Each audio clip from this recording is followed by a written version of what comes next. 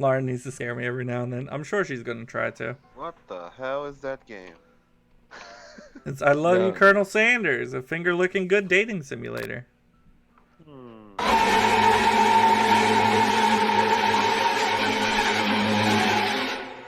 I was looking right at it.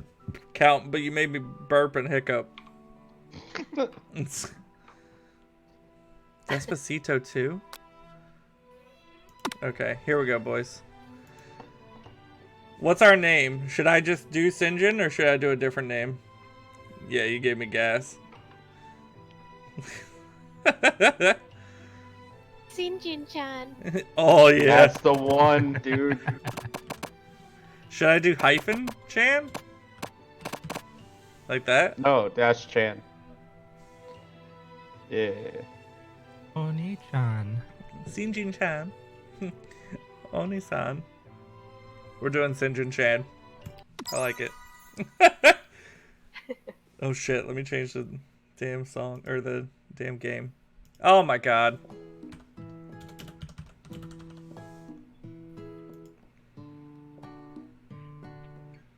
I wish that this shit would work properly. Hang on.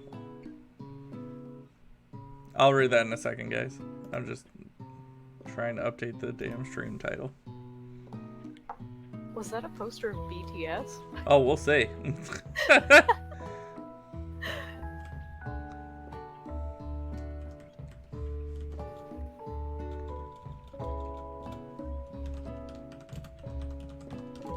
hope this game's not long, because I'm fading fast.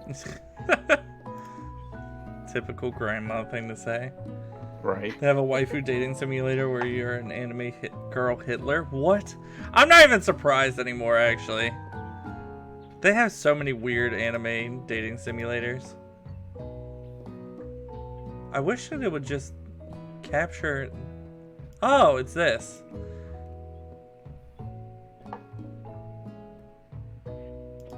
There we go. It's working now. I got it. Alright, Leon, I appreciate you coming through. Thank you for the follow. Thank you for being a friend. Can't wait to see you again. Have a good night. I think that is that BTS? No, that's another... How the hell do you do that again? This dumb shit with the heart thing is so dumb. Alright, let me see. I'm trying to figure out where I can put my camera then.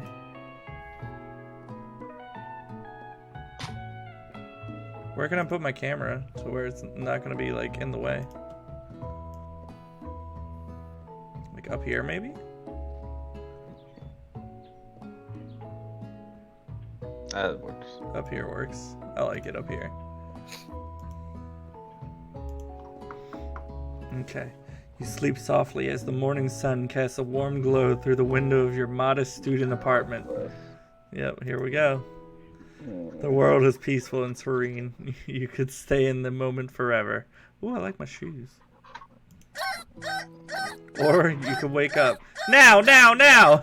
Your first day of culinary school is no time to sleep in.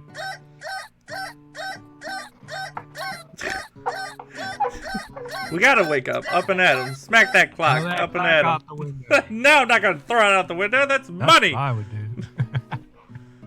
Lying in bed, you stare at the ceiling, thinking about everything that awaits you at the prestigious University of Cooking School Academy for Learning. Yes. Your mind begins to wander. Who will be there? What will you cook? What should you wear? Time begins to fly by, and you find your imagination getting away from you. You'll need to take this seriously. You allow yourself to daydream a bit, thinking about the future. I feel like I daydream a lot, thinking about the future. It's finally here, your first day of culinary school. So many dishes to prepare, so many students to meet. Your mind is swimming with possibilities when you realize you're running late. You grab a biscuit and burst out the door in a hurry. Mmm, delicious. Just what you needed to wake up those taste buds. A dry-ass biscuit from KFC. Yikes, you're in such a hurry, in fact, that you forgot to put on any deodorant before running out the door. You're sweating buckets as you rush to arrive on time. Uh-oh. Standing in the quad, you gaze upon the magnificent University of Cooking School Academy for Learning. Do I have to say the whole title of the school every single time? Here comes your lifelong best friend forever, Miriam. She's the most adorably awkward person you've ever met, and you absolutely love her for it. She looks adorable. Good morning, Siji-chan. Are you excited for the first day for the rest of our lives? Actually, because I sure am. Excited, a little nervous. Okay, a lot of nervous. It's just that this morning I made breakfast for myself, but, well, when I ate it, I couldn't taste any love in the food. What if I'm no good? What if I fail? Classic Miriam. Raised by Master Chef parents, she always held herself to a very high standard. Alright, real quick, can I just say that I read dating simulators so much better than I read anything else on this damn channel? I haven't had like one stutter or anything, and I feel like now it's gonna just ruin it. Also, voice crack. This is written at a 2nd grade level. Alright, I think it's time for you to go sleep. Ever since we were little babies playing together and you rescued me from that quicksand box, it's been clear to me that you're the most loving, caring person I know. You're gonna do great. What the fuck is this? But with the University of Cooking School Academy for Learning's famous 3-day only semesters, I'm afraid of being left behind and never catching up. 3-day only semesters? That's not a semester then. That's not what a semester is. Right! A sweet girl, Miriam has always had a flair for the dramatic. This summer she got so nervous about her first kiss that she chipped a tooth practicing on a mannequin. Jesus. Damn, she thirsty. Should you pep talk her or change the subject to give her some relief? I feel like I would pep talk her. Yeah, pep talk. She's my best friend. Remember last month when we saw the fortune teller and our tarot cards read? The lady with the mask who gave me nightmares? I've been trying to forget. Oh, this is not a good pep talk so far. I know she looked spooky, but she was so sweet. And she said, and she told you that you were destined for great things. Remember that card with the fancy looking tower? And that other card featuring the handsome fellow in the red suit? I've been waiting for so long to meet a handsome fellow I could call my own. She is thirsty. And I'm sure you will soon. In no time we'll be graduating, and you'll be delighting the world with your heartfelt cooking in no time at all. As you talk Miriam up, you can feel her nerves begin to ease. Oh, thank goodness. You know what? Maybe everything will be okay after all. And if not, at least I have these killer bangs. Can you believe I cut these myself? It looks like it. You can definitely believe it. I cannot believe it. Before you get another word out, you're rudely interrupted when someone smacks your books and custom engraved measuring spoons out of your hands and onto the ground. How dare they? Hey, what's up, Blubby Blubs? That's such a weird name to say, I'm sorry. I cooked for myself and I couldn't even taste the love. Hey! It's Ashley. Is that Ashley or is that Ashley? Your arch rival. It's Ashley. Ashley? Hey! There you go! It worked! You did it! You did it! Thank you, Gaia. Obviously. This is so hot. Fiery hot. Hey, butter biscuits! I appreciate it, man. Hopefully I can help you go to sleep. I'm sorry. It's just a difficult name. I know I said it right, but it's a difficult name for me to think that I said it right. Anyway, it's Ashley, your arch rival. She's totally evil, but you can't help but be filled with jealousy. She can get anything she wants, and she knows it. She got some tig old bitties. Hello, Ashley. Ooh! You can tell that she's the right kind of thick! Can you guys see? I keep pointing at it with my finger, but I have a cursor right here. Chicken thighs on her thighs. Yeah, there's thighs! Yo. Oh, I didn't see you there, chicken shins. Oh, no. You leave Sinjin-chan shins alone. They're perfectly normal shins. Thank you, Miriam. You can't stand Ashley. Shinjin. I drown her in gravy. Even her name is annoying. You know for a fact that it's actually Ashley, but she had to add extra letters to make herself feel better than everyone. Dude, she is thick, though! If anyone here knows what perfect shins look like, it's us. We're not gonna let you or your really weird insults get to us. Across the quad, you can see Ashley's best friend, Van the Man, has stopped to look at his own reflection in the mirror. His pants are so tight you can see him casually working out his glutes when he styles his hair. No lie, they're rockin' glutes. Ahem. Van! You rang? No.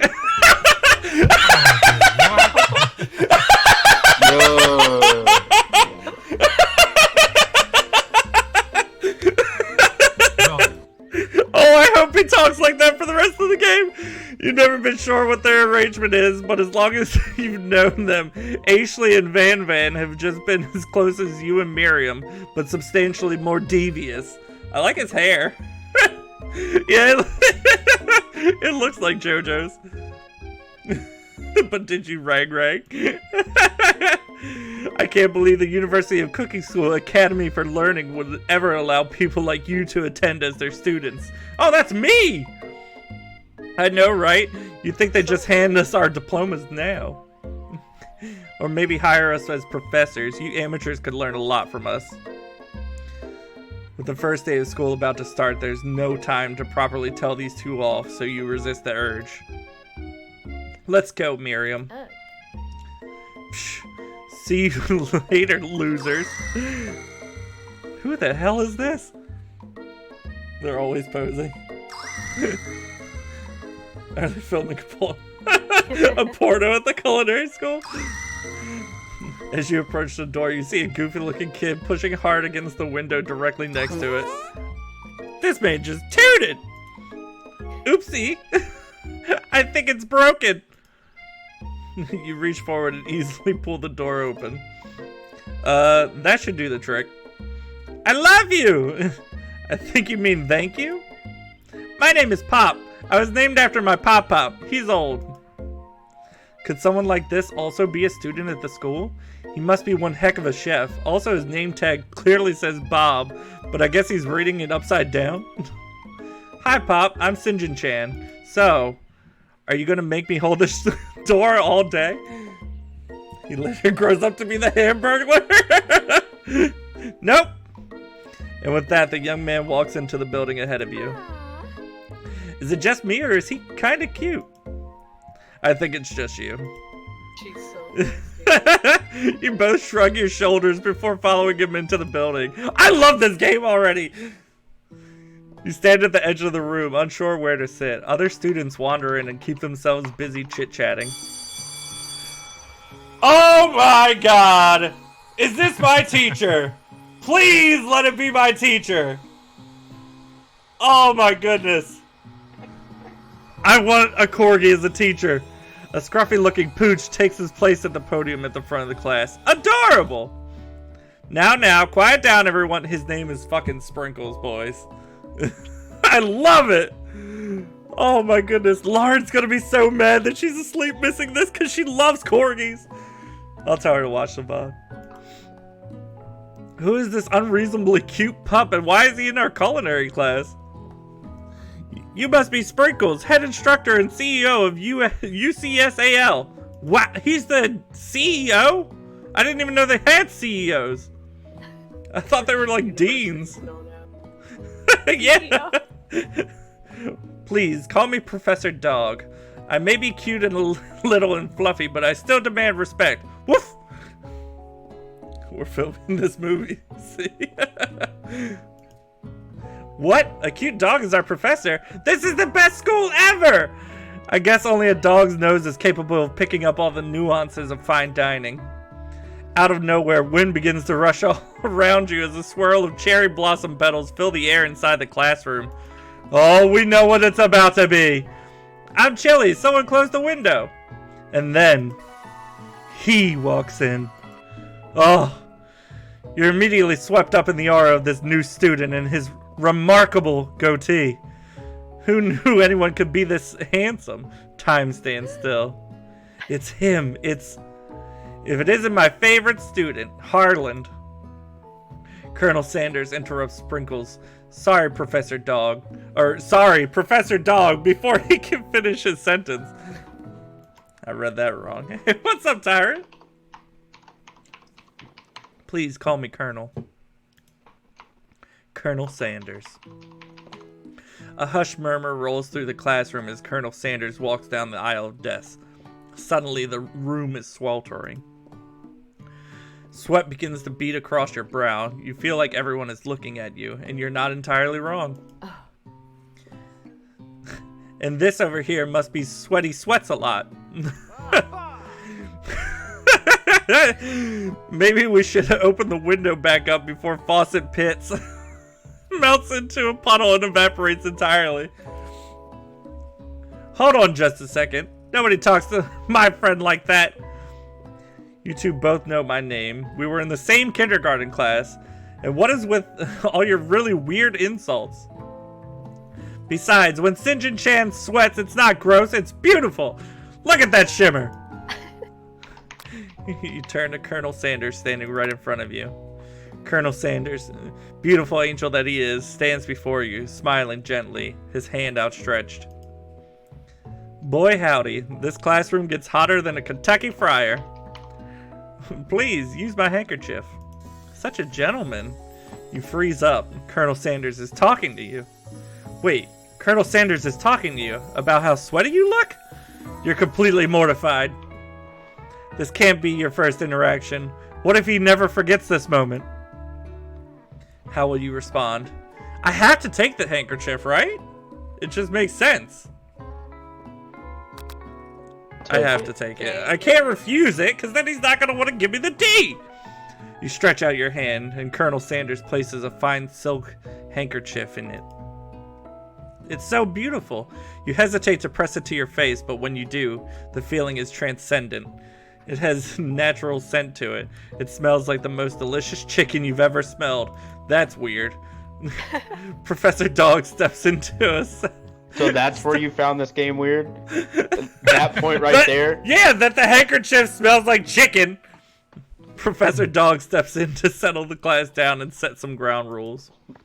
Welcome to University of Cooking School Academy for Learning, the greatest culinary academy in the world. The birthplace of culinary legends past, present, and future. Many challenges await you. There will be tears. There will be blood. There might even be really adorable tiny food. It's his fat brag. And when all is said and done, there will be a battle. You will lift your sporks and compete in the broom cooking arena. Just then, another student enters the classroom and interrupts the professor's rousing speech. Hi guys, sorry I'm late. I hope everyone's had a good summer. I really miss...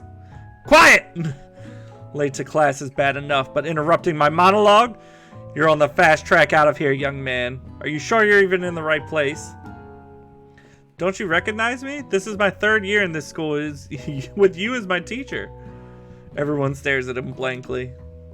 Does no one remember me? You're expelled if you utter one more word before I finish. Let that be a lesson to you students that tardiness is unacceptable. Even Clank made it here on time, rolling halfway across town on his tiny wheels. You turn to the student Sprinkles is referring, who appears to be some sort of industrial kitchen appliance. It's a fucking... It's an Easy Bake! You say that like he still wouldn't wipe that all over his face. That's true. The class bursts into laughter. Oh, Clank, you rascal! Sprinkles walks in the classroom as everyone stands in silent obedience. When he gets to you, he lifts his nose into the air and takes a deep sniff. Your diet is lacking. Based on what I'm picking up here, you definitely need a multivitamin.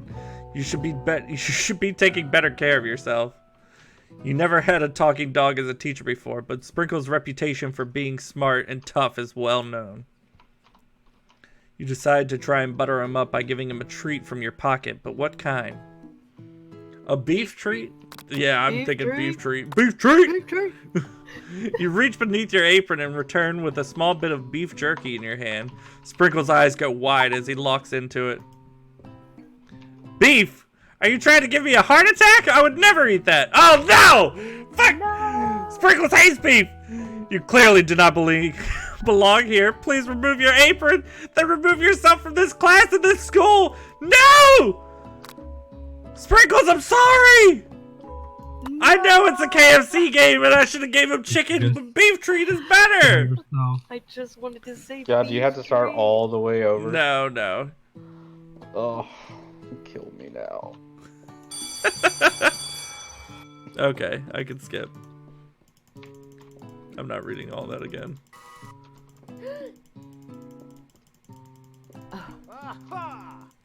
What does this do?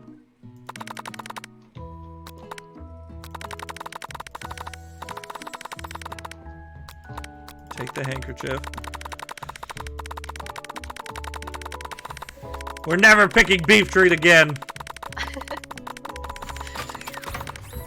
I just wanted to say beef treat. Chicken snack. It has to be chicken snack. His favorite! Well, Rubber ball. well. I think there might be some competition for a new star student. The furry professor immediately devours the snack, leaving your hands slick with a coating of warm doggy drool. You see other students eyeing you jealously. Jealously. Jealously. There you go. Holy shit! There you go, buddy. Jealously, but pay no mind to them. If they wanted to succeed in life, they should have learned the importance of carrying a range of dog treat flavors on them at all times. That's true. Settle down, young chefs. Take your seats and prepare to have your minds open to the amazing possibilities of culinary creation. Hang on. There we go. As everyone rushes to claim their favorite seats, you're left standing at the front of the room. Only two options remain. That'll teach us like black around here. What the heck? Hey, Stitchin-chan! Rude. There's still a seat here. It seems that no one has claimed the seat right next to me if you're interested. Oh, do I want to sit by my best friend or Colonel Sanders? I don't want to let my best friend down. She's nervous. I'm going to sit by my best friend. Sit by your best friend. You move to take Best your friend, seat dude. by Miriam. Miriam? Respect you abandoned her. I'm so glad I'm so glad to have you near me to support me through this class. You're welcome, Miriam. Of course, you're my best friend. Who else would I sit by? Colonel Sanders? He has such a magnetic personality, and there's a seat open right next to him. If you had sat there, you might have gotten to know him a little better. I'd never sacrifice our friendship. Besides, I'm sure I'll get the chance to talk to him later in the semester. I've got 3 whole days. That's like a lifetime. So you say, but now Miriam mentions it. Colonel Sanders is just so darn dreamy. As soon as you settle into your seat, the professor makes an announcement. Think fast, it's time for a pop quiz. Yay, a quiz about me! This incredibly important and surprisingly short quiz will tell me if you're ready for life at a culinary school. Keep your knives sharp and your focus sharper. Here comes question number 1. If train A is traveling to point B and train B is traveling to point A, how important is it to wash your hands before cooking? Extremely. Looking at you, Pop. That's right. Forest is to tree as chicken is to feather. That's right. What is the most important or most efficient eating utensil ever created? I'm gonna say that it's probably a spork. A comically oversized fork. He said Wait a spork earlier, though. I knew it! That's right! They love sporks at KFC. What food is best for a broken heart? Camel meat. A pancake that Looks like a silly face. Anything as long as it's prepared with love and not too much salt. We'll go with that one. That's right. Camel meat. Sprinkle's a good boy. Camel meat. He's a talking dog that teaches at a culinary school. He is the best boy. Even though Kai's technically the best boy. He's upstairs sleeping with Lauren. Your total score is perfect. 5 out of 5. Wow, be honest. Did you cheat? You look up to see that Colonel Sanders has been watching you tally your score. He's impressed. I know we just met, but I have to confess. I think you have a beautiful brain. Thank you, Colonel Sanders. Hot diggity, St. John Chan. You just scored some major Colonel Sanders points with that performance. May I have your attention, students? I have an important announcement to make. Time for lunch! Wow, the cafeteria is as nice as any restaurant you've ever eaten at. It makes sense that a school dedicated to cooking would also be serious about eating. A delicious fragrance wafts through the room and tickles the end of your nose. Your mouth waters. I can only imagine what they're going to be selling at the cafeteria. Do you smell that? That must be our lunch. It smells crazy good. Everyone, can I have your attention? Is it about lunch? No, I just wanted to apologize for my tardiness. You see, I was... Howdy, folks. I'd like to make an announcement. Hey, It's about lunch. Everyone cheers! But Shh. Lunch, lunch, lunch. She said shh. In honor of the new semester, I've prepared something special to share with everyone for lunch. That must be that smell I smelled! Indeed, that smell. You hold your breath, waiting to see what food this mysterious student has created. You've heard that he's very talented, but were the rumors true? It's just chicken. Is this? Colonel Sanders lifts a large bucket above his head. Its contents glimmer in the light. Piled higher, huge pieces of chicken, breaded and fried to a crispy golden finish. The aroma envelops you and you begin to feel warm and safe. That's a 10-piece bucket. Colonel Sanders has filled a bucket with chicken? What a novel concept. Your stomach begins to grumble as if to say, stop thinking and start eating. The chicken looks real good, dude. For years, I have been developing a secret recipe for the perfect fried chicken. But by my calculation, nothing less than 11 herbs and spices are required to achieve the perfect balance of flavors. You look around and notice that every other student has a pen and paper and is scribbling notes as fast as they can. But that's all I'll say about that. What? You think we want your stupid secret recipe, dude? Pshaw. Nah, my dude, nah.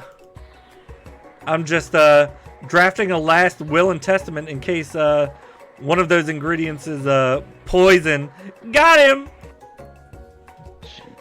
He looks around nervously to see if anyone else is laughing at his sick burn. You wait to see what zinger Ashley is prepared to follow up, but she suddenly takes a different approach. Yeah, and I was just like, writing my diary. Dear diary, today I smelled something beautiful. I knew at that moment that only the hands of a true gentleman could fry chicken so tender. You see her body language change from bitter and evil to sweet and innocent as she slides closer to Colonel Sanders. She realizes that she is destined for greatness. Oh yeah, you can see her from the front. She realizes that she is destined for greatness and fame with cooking skills like this.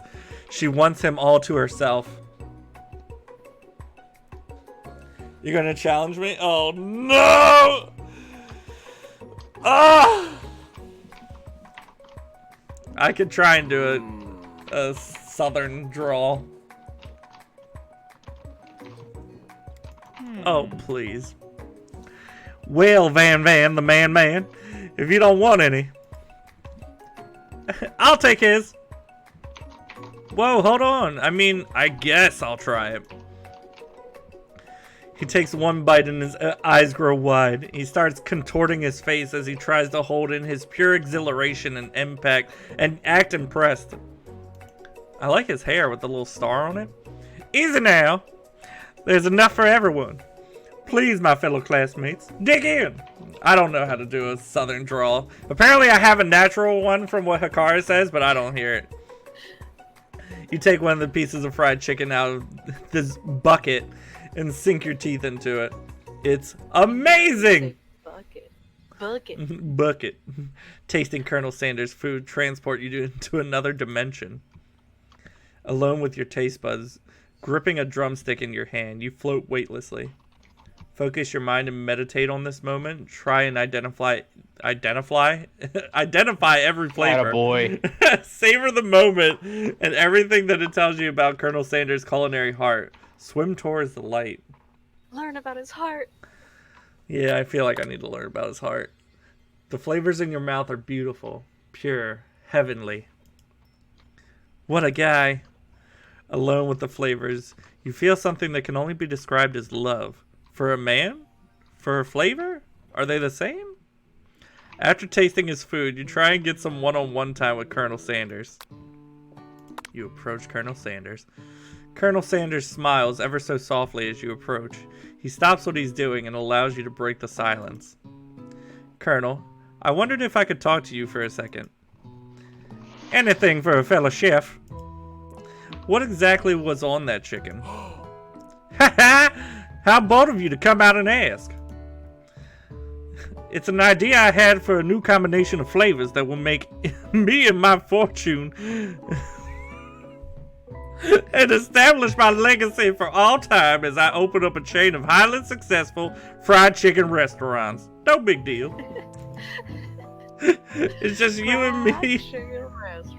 Fried chicken restaurants. It's just you and me here talking. I can keep a secret. In fact, I've got some of my own that I'd be willing to trade.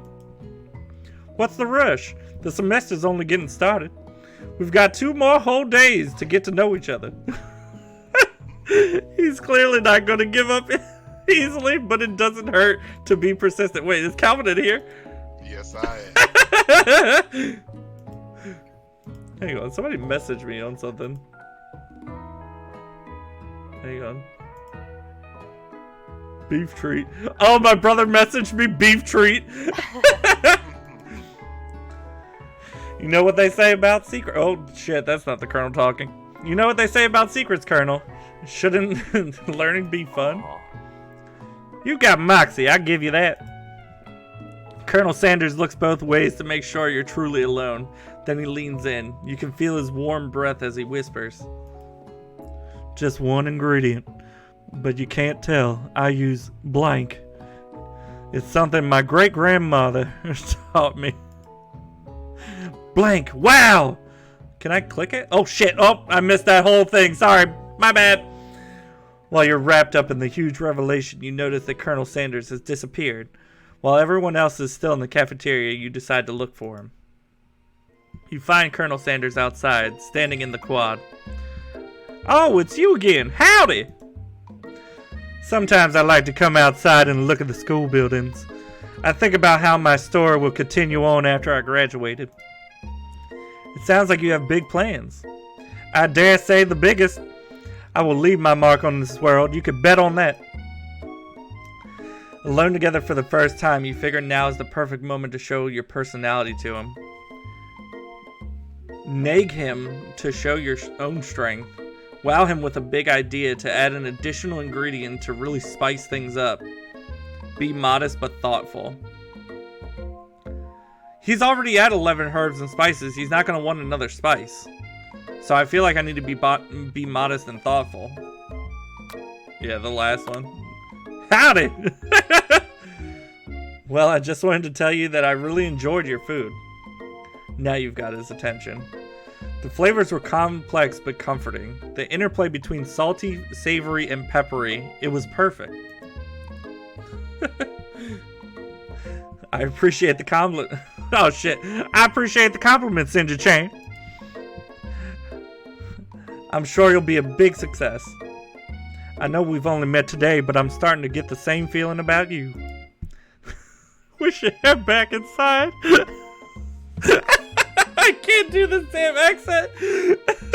The next lesson starts soon. I'm like doing some kind of weird fucking accent. You step into a massive cooking arena where the afternoon lesson will take place. Each student gets an oven and all the tools and ingredients they could need. Look at this place, it's magnificent! Finally, we get to show off our stuff. Wait a second. Oh no! We have to show off our stuff! What if I totally blow it? You're not gonna blow anything, except maybe kisses to the crowd of fans you're gonna earn with your signature adorable tiny food creations. Welcome, students, to the cooking arena. For today's lesson, we'll be cooking with partners. Hurry up and pair off. Naturally, Miriam looks over at you, but unable to control yourself, you pounce on Colonel Sanders. I should have you guys read the other fucking voices.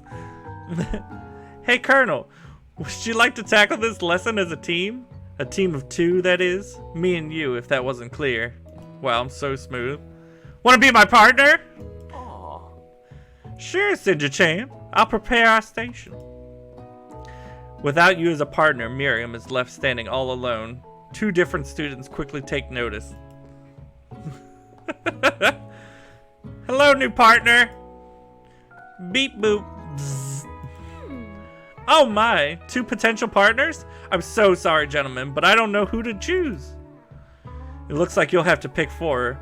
Friend duties can be a little awkward, but that's the price you pay for not being alone forever. Who do you ask to be Miriam's partner? Oh no.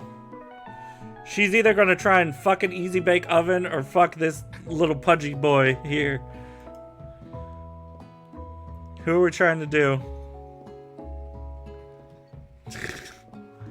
I feel like we should go with Pop. Because this dude has a robo-dick. That's exactly why she should go with Clank. Yeah, I feel like that Robo would. Okay. Well, Pop is gonna be sad. But he's a fucking mess. He's missing a button on his apron. Sorry, Pop, but I think Miriam will be partnering with Clank today. We'll just try Clank. Try and ease it in, see how it goes. It's okay, I already ate! It's not entirely clear if Pop has any idea what the point of this school even is at this juncture. Clank is clearly excited to have some attention. He heats up and begins to roll back and forth. Warp, warp, warp. Hold on there, fella. We don't even know the assignment yet. Technically, Clank might not have a face, but there's something charming and earnest about him. He has a face? What are you talking about? Bzzzt. Tissue? I hardly knew you. Clank judders and the panel shakes loose. You get the impression that this is a sign of affection. Looks like you two will be fine. Now it's time to focus on your own cooking classwork.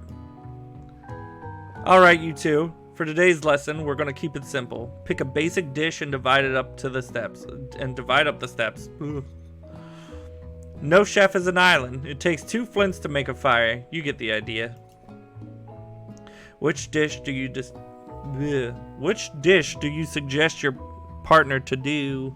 Colonel Sanders. Whatever. Fuck it. You guys get it.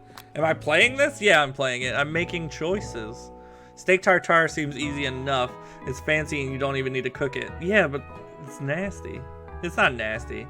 It's Grandma's just... mashed potatoes. Oh, Grandma's mashed potatoes.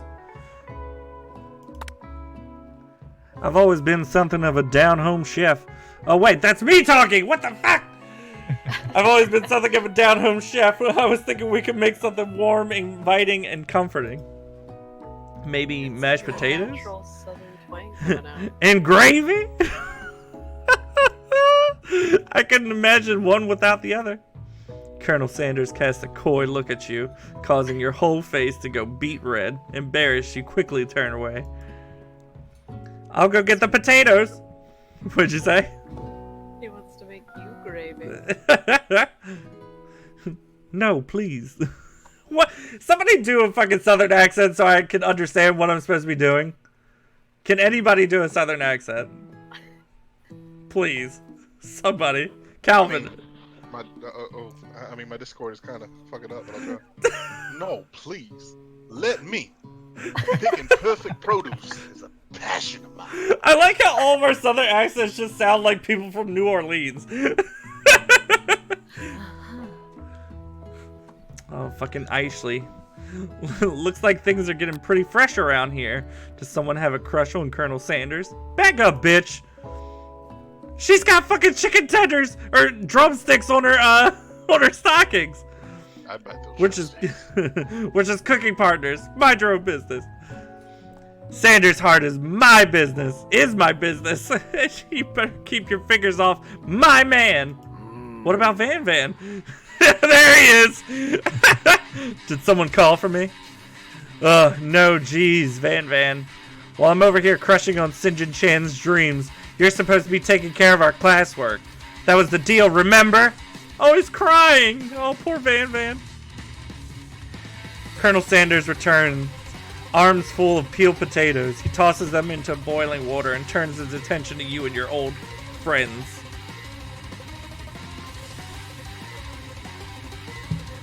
Oh, howdy, Ashley. Van Van. Are we working in a quartet instead of a duet now? Actually, no. It looked like St. John Chan was struggling, so we offered to give them a hand. You know how it is. These young amateur chefs need a lot of mentoring. Boss decision coming! Yeah, dude. I was gonna say, Colonel Sanders, maybe I could also teach you a thing or two about fancy food. Maybe one day you might be able to get up to my level. Ha! Doubt it. Don't be rude, Van Van. Personally, I have no doubts whatsoever about Colonel Sanders' ability to concoct creations worthy of admiration. After all, your fried chicken was quite spectacular. But Colonel, I'm gonna try new voices for everybody that I can. But Colonel, if you ask me, I might make a better partner for you than this thing that has positioned itself at your station. I feel like she has like a sultry voice. Don't you feel, deep down, that we cast complementary shadows? We fit together, like a thigh and a drumstick. It just makes sense. Nothing about this makes any sense, but one thing is clear. She's coming for Colonel, and if you don't watch out, Ashley is really going at you hard. You need to ask for some backup here before things get ugly. I can't hear what the fuck you're saying, Calvin, you little creep. Turn to Colonel Sanders. Hunks of hunks in your time of need. Turn to Miriam, your forever bestie who always has your back. Oh no. Oh no, you just abandoned her. I did just abandon her, but I don't want to draw myself further apart from her. The name of this game is I Love You, Colonel Sanders. I know! I Love You, Miriam, the character who was just made Fuck up it. for this game while I'm trying I'm here to learn and to express myself via my cuisine, not bicker with a prima donna. There, are you happy? Hunk of hunks! Partners were chosen at the beginning of class, so let's all expect that format, okay? You turn to Colonel Sanders to confirm that you're on the same page. I chose Colonel Sanders, and Colonel Sanders chose me. Isn't that right? A businessman respects all fair agreements, from contracts to handshakes. I took on St. John Chan as my partner for this activity, and I stand by it. Based on your team's behavior, I'd say you're perfect for each other. Neither of you has St. John Chan's natural talent or their loyalty. Being defended by Colonel Sanders leaves you feeling proud and full of potential. You look for Sprinkles in hopes that he might step in, but he's nowhere to be found. Darn those cute corgis and their short but sturdy stature. You look down at your station and realize that, in the tension of the moment, your hands have been cooking on autopilot. Distracted by the drama, you've already crushed the boiled potatoes into a perfectly creamy mashed texture, with plenty of butter and cream for flavor. It's as if your natural passion guided you through the steps you know so well, while your attention was elsewhere. I know just what to do. Colonel Sanders extends his hand. He's holding a beautiful white porcelain gravy boat, one which pours smooth brown gravy, smothering your nearly finished potato dish. Gravy flows down the mound of mashed potatoes. The results look spectacular. Granny would be very proud. That looks fucking delicious, even though that's like a 2D rendering of mashed potatoes. Colonel Sanders holds the spork out to you. You reach and grab a hold of it, but he doesn't immediately let go. The two of you stand holding the same spork, and for that small moment, all the madness and pressure in this crazy world stops. Your eyes lock. The moment is electric. Time stands still. If you love something, set it free. Together, you dig the utensils into the mashed potatoes and lift a heaping sporkful up. When you see Ashley with a sinister look, you know she's plotting against you to be with Colonel Sanders. And then, filled with rage and without thinking, you fling the sporkful of mashed potatoes right into Ashley's stupid, beautiful face. Van, do something! Do something! Scooping up a fingerful, Van tastes the dripping mashed potatoes and gravy and realizes that it's delicious! Horrified by this revelation, he slinks away. Will he ever be able to cook something with so much love and integrity? Hold on right there, St. John Chan. We do not waste food in the broom cooking arena. Colonel Sanders, I expect better from you. If you throw one more spoonful, you both better be prepared to eat whatever from wherever it lands. Can I has potatoes, face? Van rushes back over, a covered dish in his hand. Mashed potatoes with gravy? Pathetic. In just a few minutes, I've prepared a full meal. Gaze upon my specialty. Braised tentacle of octopus in my silky saltwater sauce. I'm plated on a battle axe forged by my supreme chef ancestors. You've ignored me for oh shit, that's the wrong guy! I'm giving the wrong voice to the wrong people! You've ignored me for too long! That ends now! It is I who will have the first bite! And you will all look on me with envy! The interrupting student rushes at Van and swipes a bite of his signature dish right off the plate. No, don't! Why did I give that voice to the fucking corgi? Something about this dish doesn't strike my nose quite right. I think the octopus was rushed and may have turned in the process. The results could be toxic. Too late, it has been eaten. I think I left something in the oven. I don't feel so good. I don't even know what the voices are anymore, dude. It killed him! Everyone, step back! Don't take another bite! When you look back at the plate, the rest of it's gone. You notice the tip of the tentacle being slurped into Pop's mouth. Pop winces in pain for just a moment, then it's almost immediately back to his oblivious self. Oopsie. Tastes like poison. The entire class is gathered to watch Pop's final moments. Shock has frozen the whole crowd. They are motionless as statues. The class bell rings, disrupting the moment and snapping everyone back to reality. It would appear that Pop's enthusiasm for trying new things, despite obvious danger, has inoculated him against the poisons of all kinds. I'm not sure the professors are here to make enough money. Hello? I just turned into a ghost over here! What is the voice that I'm doing? See that you're shaken up by the really annoying student and all his nonsense. Colonel Sanders approaches you. I'm sorry you had to go through that. Please, let me walk you home. What? Like, for real? Oh, come on! You follow Colonel Sanders out of the room. At night, the school building has taken another vibe entirely. It's dark and more than a little spooky. Well, there's a ghost on campus now, too. Colonel Sanders stands in the quad's neon glow and speaks softly. Those mashed potatoes you made in class today. Before you go on, I want you to know, they're not a great representation of my skills. I didn't even realize I was making them. They were amazing.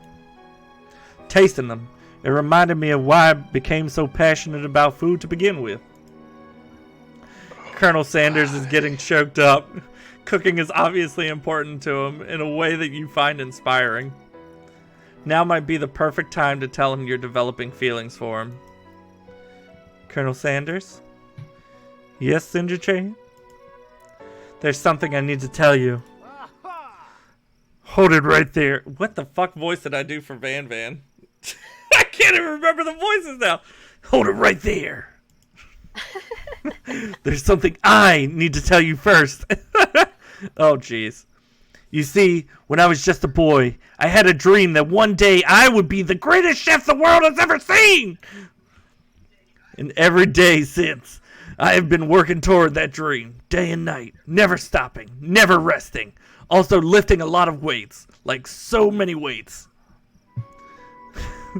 We should follow our dreams with all of our hearts. That our souls may grant them like wishes floating on a shooting star. Hey, no, you... Shut up. I'm the only one here to say inspirational stuff and to be a star of the story. Are we forgetting that your cooking literally killed a guy? You can't prove that. I also saw you kill that guy. What was his name?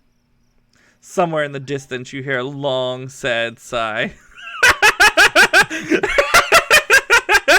Forget him. We're not talking about me. Oh shit. Forget him. We're talking about me. Me. I'm the hero. The Spork Monster is here to fight a hero. I think I left the fridge door open again. Later, nerds! How dare you threaten me as I was just starting to let down my guard and connecting with another chef on an emotional level. Be afraid! Be very afraid of me because I'm a monster! See? I'm gonna kill my fucking throat doing this.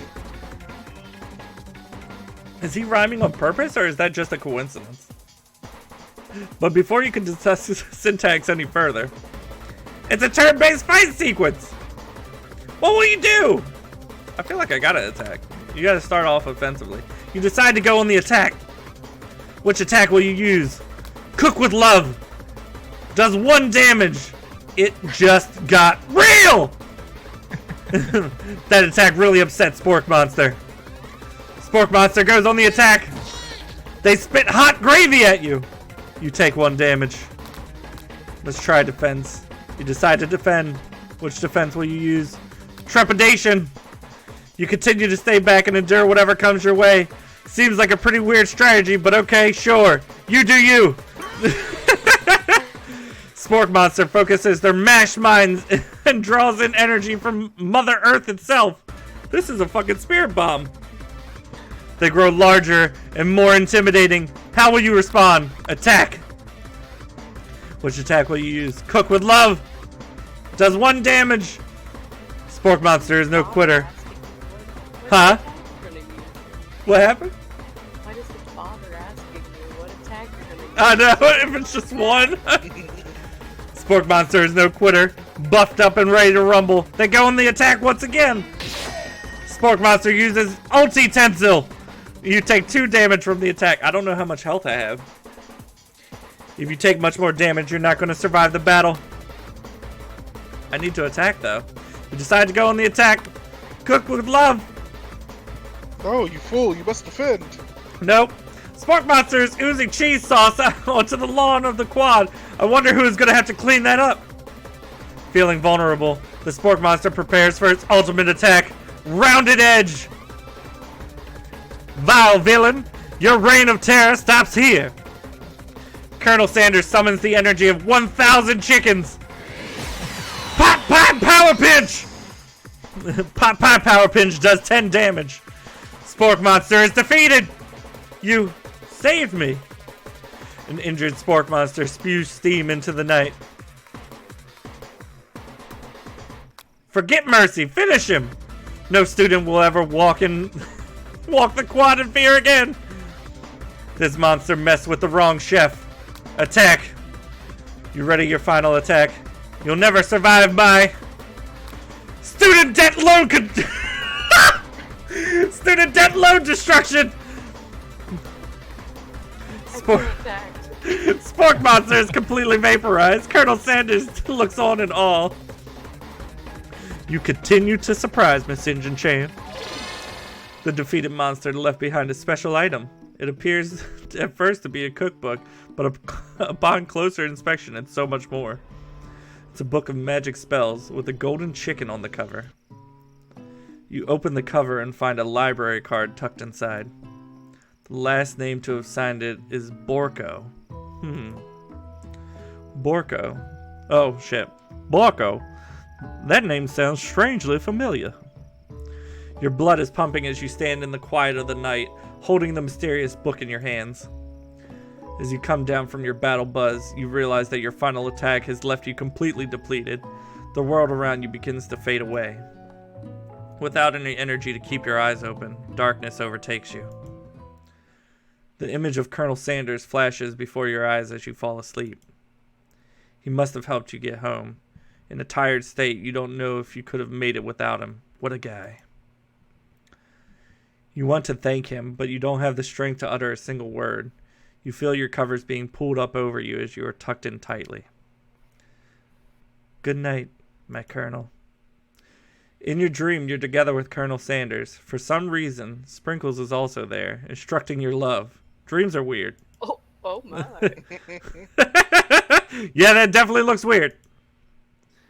You're awake on day 2 and attempt to process the wild visions you had. Were they memories or premonitions? And then there was a secret ingredient that Colonel Sanders went ahead and told you outright. Not much of a secret, huh? It's probably just because he already trusts you so much. Sure, that makes sense. We'll go with that. You meet up with your bestie in front of the school. Before you could tell her about the encounter with the spork monster, she launches into a story of her own. Okay, now I know this might sound a little strange, but I think I might be, I think I might like Clank. What? Pregnant? Like him? Like? I know, it sounds like I'm moving too fast, but there's something about him. I'd like him. Like him. We got to talking after class, and he's actually a totally sweet guy. Not only that, but he's really smart. He told me all kinds of stories about Colonel Sanders. Did you know that Colonel Sanders was the most popular kid in his high school? No, but that does make complete sense. Yeah, but he was so popular that he was voted prom king at the school he didn't even go to, and he was also the convertible that he himself rode in at the front of the homecoming parade. She just wants to sit on that dryer. It's an easy bake oven. I'm thinking something might have got lost at the pressure cooker. Language translation there. Oh, he's a pressure cooker. Either way, maybe it's best if you took it slow with this new boy, like I am with Colonel Sanders. You and Colonel Sanders? The cutest guy in school? The most famous student to ever attend University of Cooking School Academy for Learning? You're a thing now? We definitely connected yesterday. Sure you did. You're great. Why wouldn't he be into you, I guess? Laughing at the implication that you and Colonel Sanders might be a thing is definitely not cool. You are great. You have an idea about how to prove that your love is real. Well, if he's not into me, why did he tell me one of his secret ingredients? Your bestie's eyes light up. A secret ingredient? Yeah, I just said that. A secret ingredient. Is there a dramatic echo in here? Miriam checks to make sure you're alone before continuing. So this summer, while I was on vacation with my family, a lovely man approached me in a botanical garden where I was wandering. This can't be good. He told me all about his passion for spices. Secret spices. The man even gave me some to show me what he meant. He said that it was a powder created from a super duper rare dried flower petals. And that if I did him a big favor, I could have some of my own. Oh, shit. Please, Miriam, don't tell me. So I filled my suitcase with them and brought them home. He was so nice. He even let me... Hey, what's up, Detox? How's it going, man? How was your stream? He was so nice. He even met me at the gate when I arrived. Later, when I cooked with them, a very strange feeling came over me, and the flavor was unlike anything I had ever tasted. I think you're being very liberal with the meaning of spices here. Whatever. Anyhow, we both share an interest in cooking, so we both stayed in touch, you know? Like pen pals. I bet he would love to know more about the new spices. What did she have to do for the spices? That's what I'm wondering. Yeah, we're playing this again. I haven't played it yet. This is the first time I'm playing it. Well, I'm definitely not surprised to share, Well, I'm definitely not supposed to share Colonel Sanders' secret recipe. And besides, I only know one ingredient, so I doubt it would be much use to anyone. Cough, Fibber, cough. Please, please, please! It would mean the world to me. No one has to know it came from you or from Colonel Sanders. Ugh! What do you think? Should you protect Colonel Sanders' secrets or share it with your bestie? Share. Yeah, 8-Bit did Share. this. Make a fake ingredient. Why do you guys want me to hate my friend? Yeah, it's the Because your KFC friend's dating Turn trying on to get you. wave you getting that gravy. game. I feel like I could get his gravy either way. You quickly think of a fake ingredient name. I don't know. How about... It was an Eye of Newt. I know, it sounds like some kind of witch's potion, but what can you do? Eye of Newt? Wow! Her eyes light up, imagining such a thing, and you figure that you've satisfied her curiosity, and she'll move on. However, she immediately turns around and does some thumb typing on her phone that you can't quite see. That's probably not good. Before you can ask her to confirm that she was definitely not texting secret ingredients to other people, you're interrupting. See? Oh, here it comes! The cherry blossoms! A wind rushes in. Cherry blossom petals fill the air. It's Colonel Sanders on a fucking horse! Oh, he's arriving at school. Stand back and admire his majestic glory. Run to him. I have to run to him. You decide that it's best to show. You decide that the best way to show Miriam how serious you and Colonel Sanders are would be to run to him. Surely he'll sweep you up onto the back of his stallion and ride you away together. That'll show her good. Oh, Colonel! My Colonel! However, your sudden movement surprised the horse and it rears up, kicking you directly in the face. Oh, shit! I wanted to say that. I thought that it was gonna happen, but I didn't know for sure. Yeah. The force of the blow completely knocks you out cold. In the darkness, you see a vision. Oh, shit. Hello? Siju-chan! I'm here to deliver you a message. Not this guy. It is important that you remember this. Hello, that says ooh. Oh, did it? Oh, well, whatever. Fuck it. Poop goes. It is important that you remember this message exactly as I say it. If you forget, the world could end. So you know it's serious. I have been trapped in a realm beyond, but a great prophecy relies on my return. Only you can save me. All you need to do is repeat my name 3 times. And that name is... But before he could continue, you suddenly awake. Oh, jeez. You awake to find Colonel Sanders tending to you. He roused you back to life with a satchel of secret spices. Or is that just his natural seasoned musk? Musk. Compliment the craftsmanship of his horseshoes, or lean in for a kiss. I feel like it's too early to lean in for a kiss. Way too early. Yeah. Too early. Maybe you shouldn't be riding a horse to school, and maybe you shouldn't be running up to animals that you don't know. It's hard to say who was in the wrong here.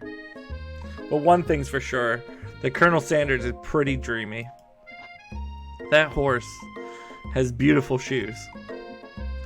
I could really feel how smooth and sturdy they were when they were pressing into my face.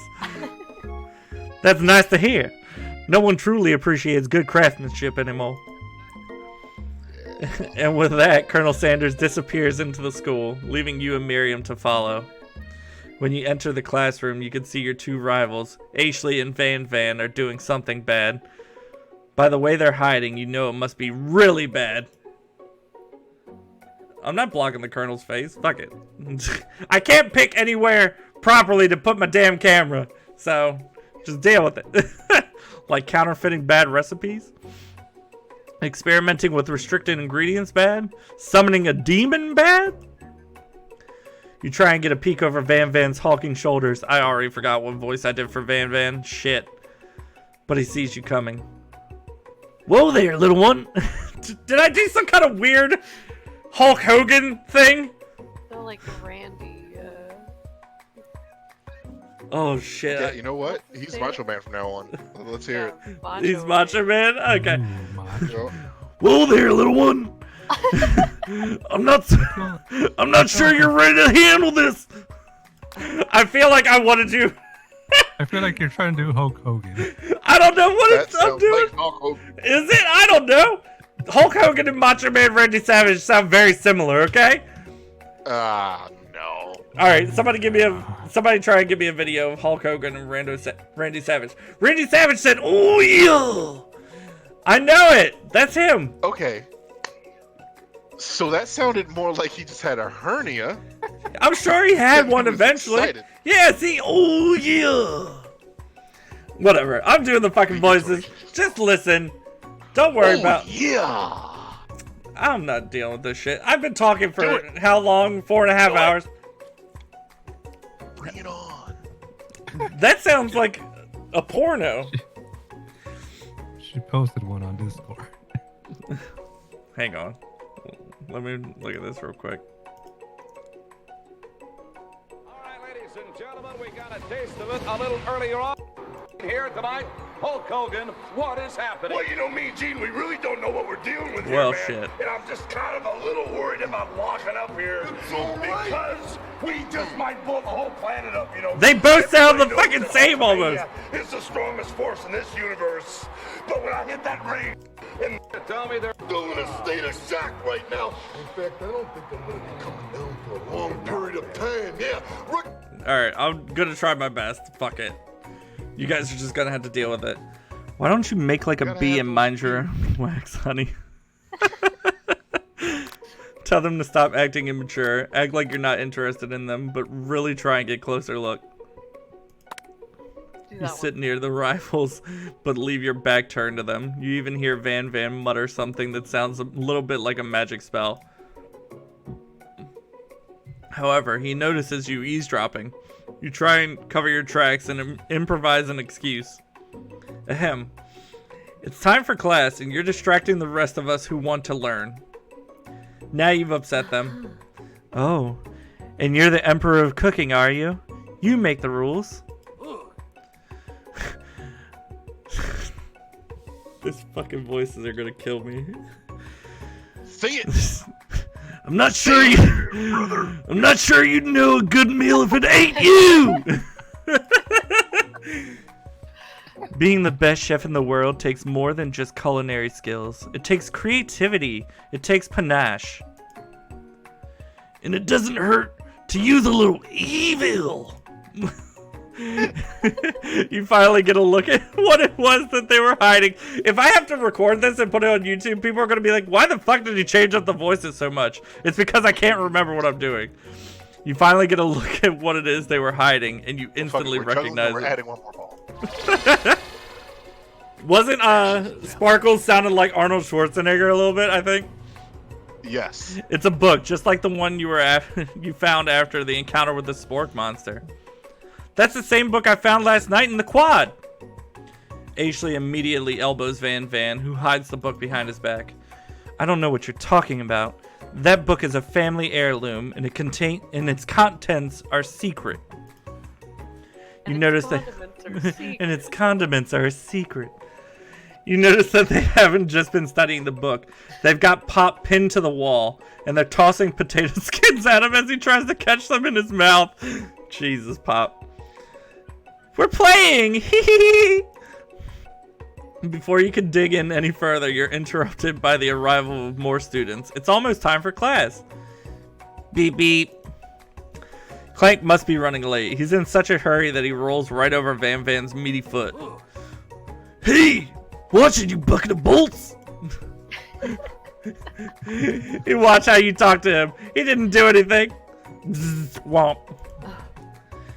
Who do you think you're talking to? I've never heard such language, not even from a stand mixer.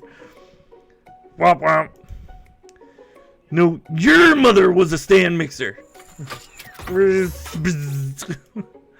Van Van jumps to attack Clank, but Clank shocks Van Van, sending him flying across the room. Protect me, Colonel Sanders. These crazed men are about to come to blows. I think it must be over me, but I'm not interested in either of them. Ashley's tone has completely changed in an instant. She bats her eyelashes at Colonel Sanders. Surely he must know that this is a ruse, right? Gentlemen, get a hold of yourselves. Save it for the arena at least. Or don't. Honestly, what do I care? I've got a lofty career aspirations to focus on. Maybe I can help you with your business plan. Just then, Sprinkles arrives to signal the true start of the class day. He's panting, which doesn't seem that abnormal. He's a professor, but he's also a dog. Students, please take your seats. I apologize for my late arrival. I spent the morning chasing a car all around town, and my tiny legs are very, very tired. But I'm here now, and I hope you're ready to learn. Rub his furry dog belly. He loves it. Sprinkles stops in his track and sniffs the air around you. Something has him in a trance. It's the scent left on you from Colonel Sanders. Sprinkles jumps on you and licks your face. Down, boy! Down! Off hopping! I don't know what that word is. Arnold was a good choice for Sprinkles. That command shouted by Colonel Sanders has snapped Sprinkles out of his trance. I wonder what's up with that. Sorry, I got a little carried away. After he catches his breath, Sprinkles regains control of the classroom. Without further ado, we'll review the global history of my favorite fowl, the chicken. You want to pay attention to the lesson, truly you do. Which is why in 1776, after signing the Declaration of Independence, it was a chicken who first signed their name. But you can't help but daydream about Colonel Sanders, and you miss most of the important parts. When you come to, Sprinkles is holding a tray of food in front of you. Well, Sinji-chan? Naturally, this appears to be a sample platter. Which item do you want to sample? A shimmering pepper, a glass of water, or a dog biscuit? Those are terrible samples. Some finger looking good content? What's up, motherfucker? Yeah, that sounds awful. Should I pick the pepper? I feel like the pepper is probably the right answer. It's the only thing resembling food. A brightly colored pepper stands out from the other items. It sparkles in almost an eye-catching way. So naturally, you reach out, grab it, and eat it right away. I've already messed up and picked the wrong answer once before. However, your body is not prepared for the heat. Oh god, here I go fucking passing out again. The pepper has triggered an intense spice hallucination. It feels like forever as you trip through the universe. My friend! Ooh! This guy again? Hello! I'm here to give you an important message. Ooh! You must avenge my death! I feel like it's got like a Mandark feeling to it. Yeah. From like Dexter's Lab.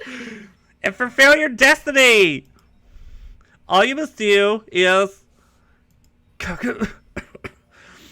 I was saying, to fulfill your destiny, all you must do is... Sorry, I think I've got some spice stuck in my throat. It's fine, I'll work through. To fulfill... the prophecy! You must... You feel yourself begin to regain consciousness. Oh, man! You come to and find everyone staring at you. That pepper was the last of its kind on Earth, and now it's gone forever! You think to yourself, geez, I should pay better attention. We all make mistakes. I'm sure he'll forgive you someday. Come on, it's time for lunch. These fucking voices here are killing me. Before anyone can relax, the cafeteria lights dim. And your rivals enter to make a dramatic announcement. Wait. Make Ashley a Valley girl. Do it. Oh god, I could try. Okay. Today's lunch will be prepared via timed competitive cook-off! Is that close enough? I don't know. Demand they stop wasting everyone's time. Step up and tell them you're on. I feel like I need to step up and tell them that it's on. A bit of lunchtime competition, eh? Count me in. I have to wipe the tables with you fools before I set my lunch down. Then so be it. I'm not the fool. You're the fool. Fool. Good one, Van Van. I like your gumption, St. Chan. I'll be watching your performance. Just as things reach a boiling point, Sprinkle steps in. Surely he'll put a stop to this madness. Now, students! Please settle down! This is a lunchroom, not a sporting court! Finally, a little sense. Who is your daddy and what does he do? Finger looking good. That's right. If it's not finger looking good, I won't do it. Finally, a little sense. You breathe a sigh of relief. At least, not until we turn on the timer! Just that huge light blast in your face, flashing the words, timer ready. That's what I'm talking about! Aroo! I stay corrected. The hard way builds solidly a foundation of confidence that cannot be swept away. And that's an original quote by me, in case anyone was wondering. I hope its message lifts you to victory. Like a diamond, I was formed under pressure, and now is my chance to shine. I will defeat you myself!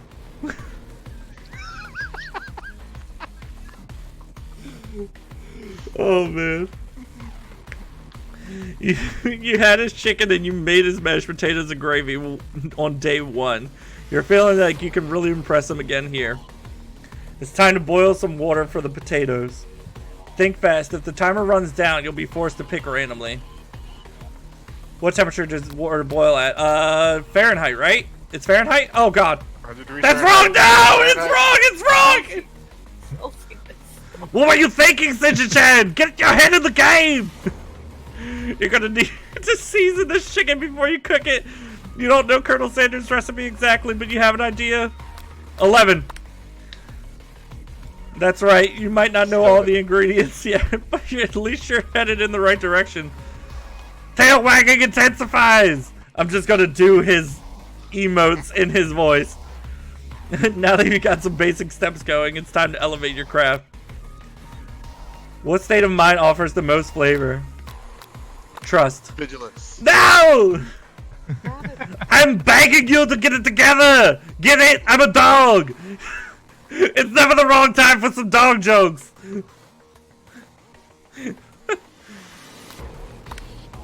Your classmates are rooting for you, but Ashley is simply stronger and faster than you. You better pick up the pace if you want to survive. When you were a child, your father told you to never forget where you came from. Every day you meditate on his advice and draw energy from that place.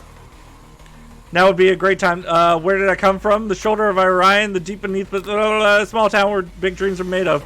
That's right! Shoulder of Orion. This is your shot, and you're not going to miss it. Aroo! You try to shut out the noise of the arena and focus on your cooking. What is the sound of a success? Sizzling. Shit! Bubbling. Don't make me get the spray bottle! Is this the end? Yep.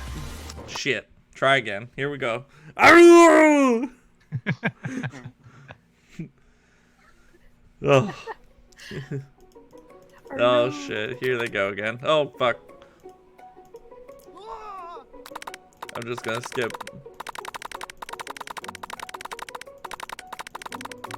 Oh! 100 degrees Celsius, there we go. When it gets to rub my furry belly! Let that entice you off and motivate you! You're gonna need to season the chicken before you cook it. You don't know how many. 11. Tail wagging intensifies! What did we say? Vigilance. That's wrong! Gratitude. Shit, gratitude. Didn't I pick gratitude the first time? No, you picked trust. Oh, fuck. Oh no, not the spray bottle. Gratitude. Think ratatouille. Kitchen. There you go. Sure. Oh! Is it silence or bubbling? Silence. Bubbling. Silence. Silence! I didn't think bubbling would be it. You notice Colonel Sanders out of the corner of your eye. I believe in you, Sinja Chain! He's actually cheering you on. Which would be awesome, except now knowing he's watching you makes you totally forget what you were doing. Now all you can think about is Colonel Sanders. How many? Oh God! I don't know! I can't! There was 3 seconds, I couldn't even read all the questions! That's I fine. think we were on You a weren't set. supposed Good. It's all about Colonel Sanders. to- Yeah. You're stranded on a desert island with only one dessert cookbook. Which do you take? What a hunk! I know, right? You know what? Shouldn't you be focused on the challenge? You're falling behind! Oh shit. Get in the job. Woof woof! You're really struggling to keep up. At the next station over, Ashley has already begun plating elements of her dish. It's colorful and complex. To make up time, you toss your biscuit dough in a stand mixer. As you do, the crowd gasps. Did I put it in Clank? Yikes! I did. Damn. Sorry, Clank. I know you love nothing more than to seeing a fellow appliance utilized in a kitchen battle, but sometimes that means sacrificing the personal touch. You might not have any hands, but Sinjin Chan does. A good chef needs to be touching the dough to know when it's properly mixed. There's an easy way and a hard way, and you don't get far by going the easy way. I thought you were making mashed potatoes. I don't even know anymore. When you Making a whole meal. when you hear everyone talking, you realize how serious your error was. You immediately shove your hand into the mixer to rescue your dough before it's overmixed. That's not good. Digichan, no! Oh! That noise was bad. But you're not fast enough and your hand gets stuck. It's immediately crushed by the quickly spinning beaters. There's no way you'll be able to use that hand for the rest of the match. Colonel Sanders shakes his head in shame.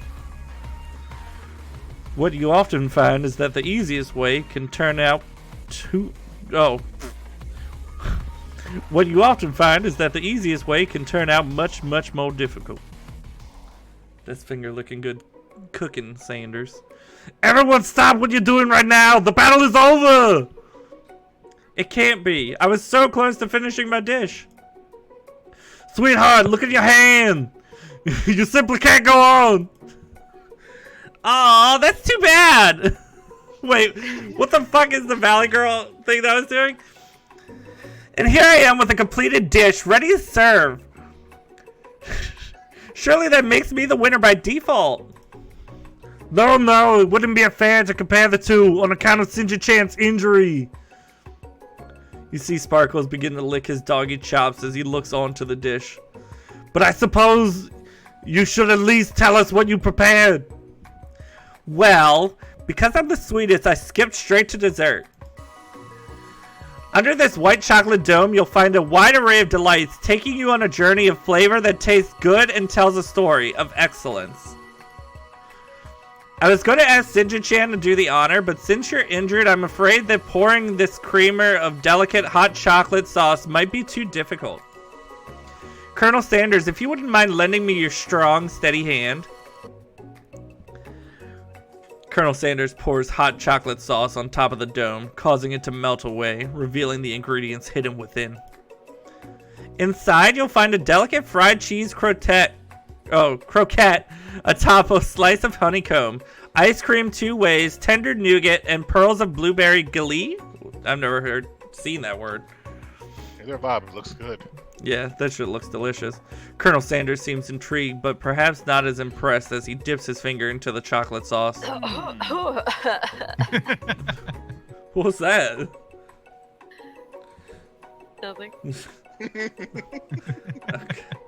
What? Did I miss something? Did I say something Keep wrong? reading. Okay.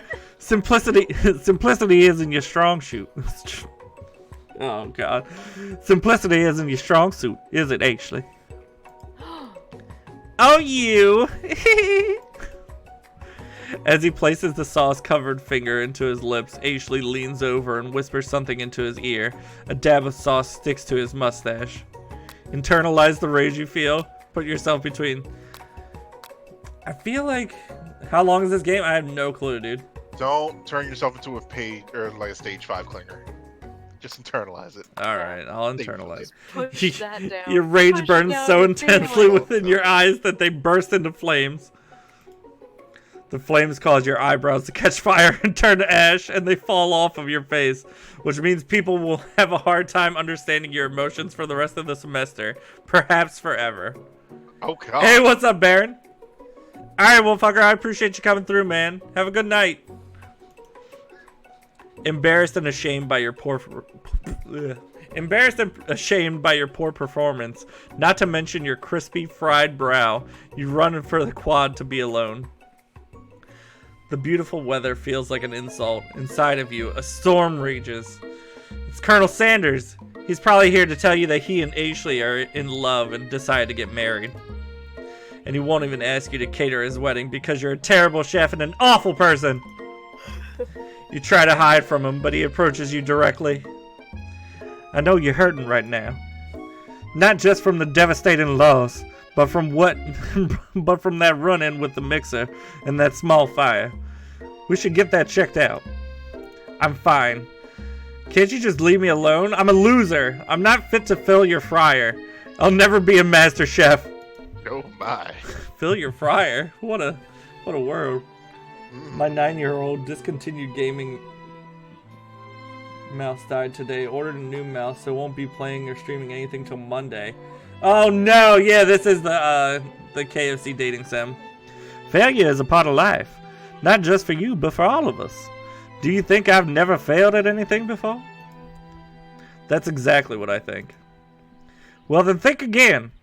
I wasn't always the man you see before you. Enrolled in culinary school, incredibly handsome, successful, motivated. Humble. Well, handsome, sure. I was born that way. But I've walked other paths and arrived at dead ends. I was passionate about life, but I failed as an obstetrician. I was passionate about justice, but I failed as a lawyer. I was passionate about livestock, but I even failed as a mule handler. That one was especially humiliating. Mules can be so cruel. Damn. I lost my business partner to a gunfight. And I lost my innocence when I picked up a firearm and put a bullet in my rival. He survived, for a while anyhow. I didn't know. People see my delicate ribbon tie and my well-kept beard and assume that I've got it all together, which is true now, but it hasn't always been. Oh shit. Oh no! That's not good, Car. Sometimes. Like this guy. Sounds like this guy could really use a hug. Oh god. I resolved then that I was gonna amount to something. No amount of hours, labor, or money would deter me from giving the best I had to give. As Colonel Sanders changes focus, you could see something ignite inside of him. A burning passion. One has to remember that every failure can be a stepping stone to something better. My new dream is pure. It's honest. It's something that a humble man in a crisp white suit could be proud of. I will create a new chain of chicken restaurants that will bring joy to the entire world and make up for my past misdeeds. Yay! Just as your moment grows intimate, you're interrupted by a threatening shadowy presence. Battle scarred from the night before, you prepare for the worst. It's the sport monster! Damn! Gorko, the sport monster, is ready to fight! Is anybody here feeling a bit of deja vu? I'm sorry, Gorko, but I could have sworn we already battled you last night. That was Borko, my twin! And I, Gorko, am here to avenge him! Are you stronger than Borko? Well, we're twins, so no, not really. We're pretty much exactly equal in every way. Why do you ask? Colonel Sanders smirks. He is already on the same page as you. It's just that we beat Borko pretty easily, so I don't think you have much of a chance. Not to mention, I feel really guilty about that. If I could take it back, I would. I think what Sinjin Chan is saying is, can we just be friends? Life's too short for making enemies. I suppose. We really don't need to fight. It's just I've got all these pointy teeth and claws. All the better for enjoying tasty foods. Surely you like to eat, don't we all? Of course I do. Inspiration strikes and you come up with a quick idea. Chop on this. You toss a biscuit into Gorko's open mouth and he devours it in one gulp. Delicious! You're much nicer than the evil students who once upon a time turned me into this creature who stands here today. I don't believe it. You were human once? Well, no, I was a chihuahua. But I was still a student at this school. Until one day, some mean kids with a magic spell book cast a dark enchantment on me, and I was forever transformed. A magic spell book?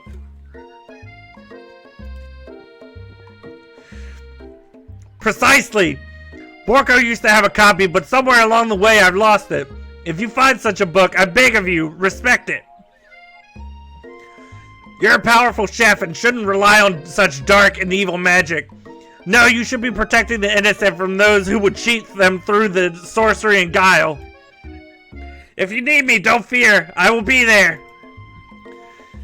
It sounds like there are some bad cooks in the kitchen of life. Sinjin-chan, together I am sure we could defeat them. Come back to my hideaway and we could discuss. Oh shit! Oh, shit. I'm about to get this D. Personal invite. You can't imagine what Colonel Sanders' home must be like, but it sounds like you're about to find out. He said personal hideaway, so it sounds like it's like a creepy under the bridge type thing. Oh, okay, it's actually nice. He had a fucking goatee when he was a baby. Stepping inside Sanders' home, surrounded by his things, you start to feel a special bond with him. Looks like you live in the... Oh, wait, that's me. Fuck. It looks like you live such an exciting life, Colonel Sanders. Every day could be an adventure if you approach it with the right attitude. Long ago, I made the decision to never stop searching. Never stop working. Never stop imagining. Have you been working on any new recipes of your own lately? I'm always excited to talk about food with another ambitious chef. Well, there is something. It's just a side dish, but I've been tinkering with, trying to find the right balance of flavors and textures. I'm not sure I've nailed it yet, but I'm close. Potato wedges. Colonel Sanders' eyes perk up as he starts to wonder what dish you might be describing. I meant to pair it with something spicy or something crispy. Both, perhaps? Now you've got him right where you want him. Should you reveal your new creation to him, or keep it a secret just for you? I gotta reveal it. He revealed one of his spices. You decide that you're as ready as you'll ever be to share your original cooking with Colonel Sanders. Before you can talk yourself out of it, you decide to dive in head first. You reach into your lunch bag for a special dish you've been keeping on ice all day. I present to you my original coleslaw. Ugh. Ew. Fuck. The shredded cabbage dish glistens in the light of Colonel Sanders' Lux hideaway. Coleslaw is okay, but I would never go out of my way to order coleslaw. Magnificent. Together, you chow down on the creamy slaw until just a spoonful remains in the bowl. I got some creamy slaw. Nasty. Come here, Colonel. Try my creamy slaw. Do you mind if I hold on to this one last bite? I'd like to have it around so that I can admire its taste later and think back on this moment. Who the fuck holds on to coleslaw? slaw. You could offer to make it more, but he seems very sentimental kind of guy. Sure, why not? Damn, I need my fucking shoe on, please. Thank you. Please, make yourself comfortable. I'll be back in just a moment. Special jerk off in the slot. I love this slaw. You realize that now would be the perfect time to do some snooping. Exactly. Around the room are various items that you can look closer at. Each item seems to radiate memories and emotions. Tap on an item to discover more about the Colonel. This must be where he keeps his secret recipe. Oh, it's a safe. You think for a moment, what number is important to Colonel Sanders? Then it dawns on you. As soon as you turn the dial to 111111, the safe opens. Inside it, you find a single note. Can chicken be prepared sashimi style? No. No, it can't. Tap on an item to discover more about the Colonel. An adorable little baby boy crawls across the floor. From the goatee and the mustache combo he sports, you figure that it must be the Colonel himself. That, or maybe it's the drumstick that he seems to be waving like a rattle. Who frames a baby picture of just themselves? Who gives a child a drumstick to play with? Probably the same type of person who would make their own face the logo of a company they founded. Am I right? Damn. I mean, Was this made by KFC? Yeah. was it? Wow. Okay. Damn, they just fucking shat on the Colonel. The photo appears to be Colonel Sanders, except he's an old man visiting the pyramids of Egypt? Maybe this is where he discovered one of his secret herbs and spices? Oh, shit. One of the framed photos shows an old man who looks a little bit like Colonel Sanders standing with a friend. They hold fried chicken drumsticks and appear to be cheersing them. They're not holding. I was about to say, they're not doing any of that! You look closely and see that there's a short description. I wonder who my friend Pete is. You notice a very realistic stuffed chicken sitting on the corner table. When you pick it up, you realize it isn't just realistic, it's real! Taxidermy must have been important to Colonel Sanders when it was alive. A little note clipped on the chicken's foot reads, "The true state bird of the great state of Kentucky." You gaze out the window across the vast lake and mountain range beyond. Just then, the ghost of a student pops up. Are you thinking about heading out into the world on a quest to avenge my death? Wait, what? I never even learned your name. Why would I avenge you? I can just tell you my name right now. It's... Can't you see I'm in the middle of something? You open the window, a crack, and the ghost of the student is swept out with the breeze. Damn. Get wrecked, kid. A lock of silver hair is woven through the teeth of the comb. Upon further inspection, you realize that the hair therein isn't just silvery in color, it's actually made of spun silver. Wow. Fancy. A scented candle, you pick it up and try to identify the smell. Power tool? Freshly starched collar? Piece of wood floating in the lake? Summer of '69? No, it's it's one of the secret recipe ingredients. It's blank! Is this an urn? You take a closer look at a large urn sitting on a nearby pedestal. There's a plaque on it. It's dusty, but when you wipe it off, you can read the description, or inscription. It says, "Here lie the ashes of all my past careers and business failures." Damn. Poor guy.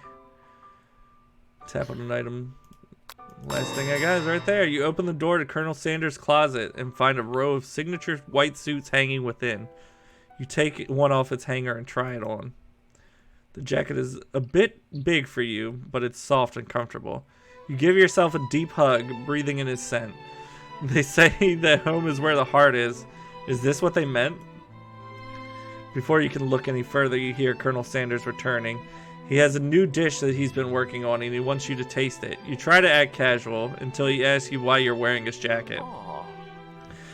I don't usually loan those out, but I must say it does look good on you. Oh crap, the jacket! You forgot to take it off. You decide that now is your moment. Make the big move. You tell him you're cold. You fess up and tell the truth. Oh shit, all these are good options. Tell him you're cold. You think so? Yep. Warm me up! Return. Or me. I'm so sorry. I didn't mean to intrude. I just got a little cold and thought this might warm me up. Colonel Sanders smiles and scoots close to the fireplace. It's warm by the fire. Why don't you come a little closer?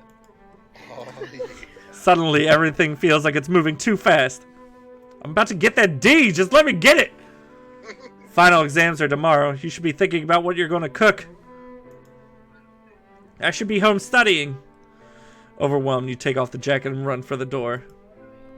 But the thought of leaving the colonel in the midst of such an emotional breakthrough gives you pause. You stop yourself. Colonel? Yes, Sinja-chan? I honestly think this may be the beginning of something wonderful. I think you're right.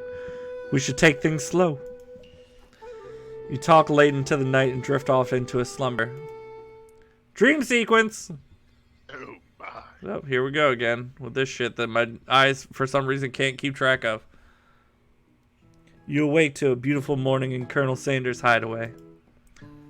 Spend the night? Damn, didn't even get any dick. I need to study. I'll just sleep right here. Did you make the right decision on how to respond to Colonel Sanders? Only time will truly tell. Today is a day that could change the rest of your life. You think about the new secret ingredient you just learned about. Blank. In some jurisdictions, blank isn't even legal. But if the recipe It's cocaine. is a secret, how will they know? So the beginning choice is what opens up a different storyline. Because this is really different unless I missed the first part. I think all the choices just change it. Not just the beginning. Your thoughts are interrupted when Colonel Sanders emerges into the room. He's holding a gorgeously plated breakfast and your mouth waters at the sight of it. KFC doesn't have breakfast. He has a simple breakfast that I just whipped up. Oh, never mind. It's just fucking chicken and a biscuit. Nugget and a biscuit. It's meticulous.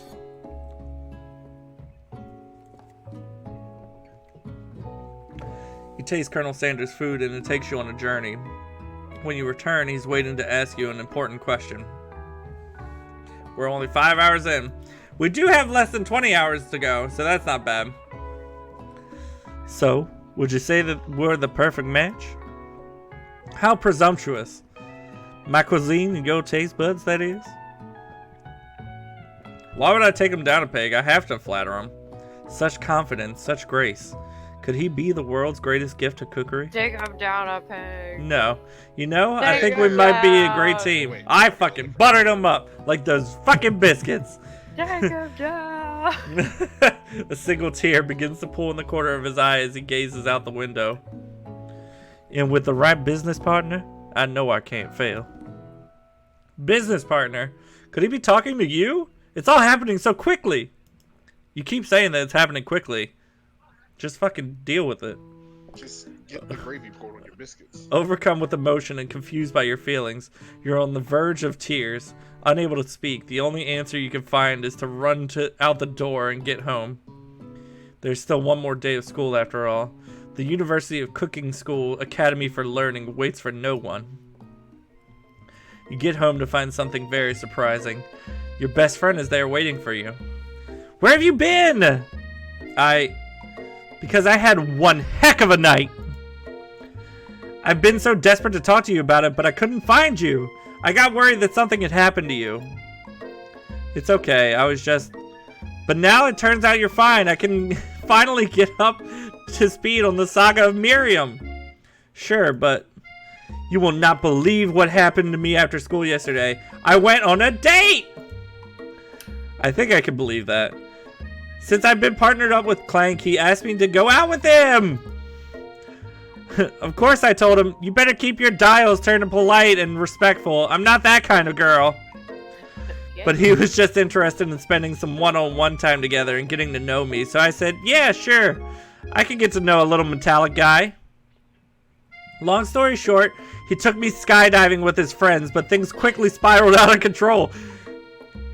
Going skydiving for a date already seems like things are spiraling out of control. Did she just say skydiving as if it was a typical first date to go on with a talking pressure cooker? And now I'm not really sure where we stand. You don't give Miriam time to tell her whole story, however. Bottling up the details of your own night is just too much to bear. And I went on a date too, back to Colonel Sanders' house, where I spent the night with him. You what? Nothing happened, but the emotional connection. Wowzers. Miriam offers to support you no matter what you do. Together with your bestie, you feel like you could do anything. When you arrive at school, you encounter your rivals in the quad. You could tell from the distance that they're picking on Pop, though he himself might not grasp the fact, because you know, he's Pop. What's a swirly? It sounds delicious. Oh, it's great. I'll order you up one right away. Yeah, you die of fright. I don't like heights, so I couldn't do it either. I'll have my swirly with sprinkles, please. Sprinkles is like a dog and a treat. Shit, what? Valley Girl? Yep. You can get your swirly dip too. That sounds sexual. Whatever. Fuck it. Why don't you pick on someone your own size? Because I'm literally the biggest person at the school. There's that horse that Colonel Sanders rides at the school, but who would dare pick on such a gentle and beautiful creature? You got some nerve, Sinjin Chan, suggesting I pick on a defenseless horse. Now you're twisting my words, and I won't have it. You clench your fist, but the injury from yesterday's mixer accident makes you wince in pain. Doesn't look like you could go on cooking like that. Might as well just give up. I'll never give up, ever! Colonel Sanders arrives just as it appears things are close to boiling over. A naturally intuitive person, he senses that something's been going on. Is everyone excited for the final day of school? Sinja-chan, how's that hand feeling? I'm sure you'll be back in fighting form by this afternoon. Are you concerned about my hands, Colonel? Yesterday I almost broke a nail winning so hard. Technically, I don't believe a winner was decided, but your presentation was quite impressive. What is he doing complimenting her? But what about the flavor of my delicate, warm, gooey chocolate sauce? It was clear that you're passionate about how your food is received. That's a lot of words to say it was bland. Excuse me, Sinja-chan. I am more than capable enough to speak for myself. Ooh, you got a little angry there. Maybe you could tell me more about your thoughts as we walk to class, Colonel? I'm always interested in discussing the fine art of foods. See you inside, Sinjin-chan. Annoyed by Colonel Sanders' inability to see Ashley for who she really is, you walk across the quad to get some distance. Oh yeah, Hart, I'm still up. In an attempt to distract yourself from how slighted you feel by that interaction with Ashley, you take out the spell book you received yesterday and start flipping through the pages. Whoa! That's a book? It looks like bad news. It's just something I found lying around. It would appear to be some sort of grimoire, but I don't really believe in that magic stuff. How's it going, Hart? A grimoire? Like a book of spells? I don't know. Who would spend so much time decorating a magic book if it weren't really powerful? I can think of one surefire way to find out. You open to a page covered with arcane warnings. Cast only in case of extreme emergency, it says around the edges of the page. I could use this spell here that says it will erase anyone I choose from all of my memories. If I scrub out that Colonel Sanders, it would probably help me focus better on the upcoming final exam. That's way drastic. Couldn't you do something else, like anything else, not rooted in dark magic? Maybe tie a string around your finger? You have no audio. Oh no. Quick, make fun of Hart. You know the uniform. Okay, it is drastic, but desperate times call for desperate measures. Why do you not have headphones if you can't hear me? You've got a memory erasing spell sitting right in front of you and a pretty good excuse to try it out. He says audibly to someone who can't hear. I'm not gonna fucking do it. I can't. You take your friend's advice and put the book away. It's almost time for class. Sprinkles is already in the room, waiting for the students to arrive. Oh shit, here it goes. I gotta do the Sprinkles voice again. I want you all to know, I feel something of a dog moment coming on, but I assure you it's nothing to be afraid of. He must be hungry. Reach for some old homework to give him as a snack. Dogs can be rather unpredictable, especially Sprinkles. Wait to see what happens. Sprinkles stops in his tracks. He focuses in on the window. The room is deadly silent. When you follow his gaze, you see a tiny orange squirrel perched on a cherry tree outside. Sprinkles turns feral and runs out of the window. Runs to the window of the classroom. He begins barking uncontrollably at the squirrel outside. Terrence! I told you never to come back here, Terrence! I will destroy you, Terrence!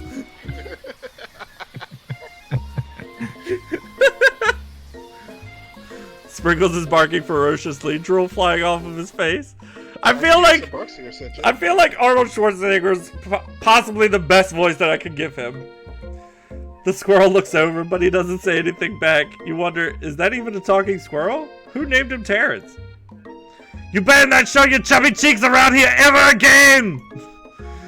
After Sprinkles is satisfied with his presence, that his presence has been felt by not only Terrence, but any other squirrel in hearing distance, he returns to his professional tone. Ahem. I apologize for the outburst. This actually brings up an important point. Thank you, Siji-chan, for reminding me to dole out this indispensable bit of wisdom. You see... But before he could go any further, Miriam's love drama spills over into class. Sprinkles is interrupted by whirs and sparks coming from the back of the room. I told you to save it for after class! You think I wanted to be thrown from a plane strapped to a stranger? Miriam and Clank appear to be arguing, but you still haven't learned to speak Clank's language of mechanical noises. But no, you had to show off to your cool friends Jeff and Joan. J&J forever!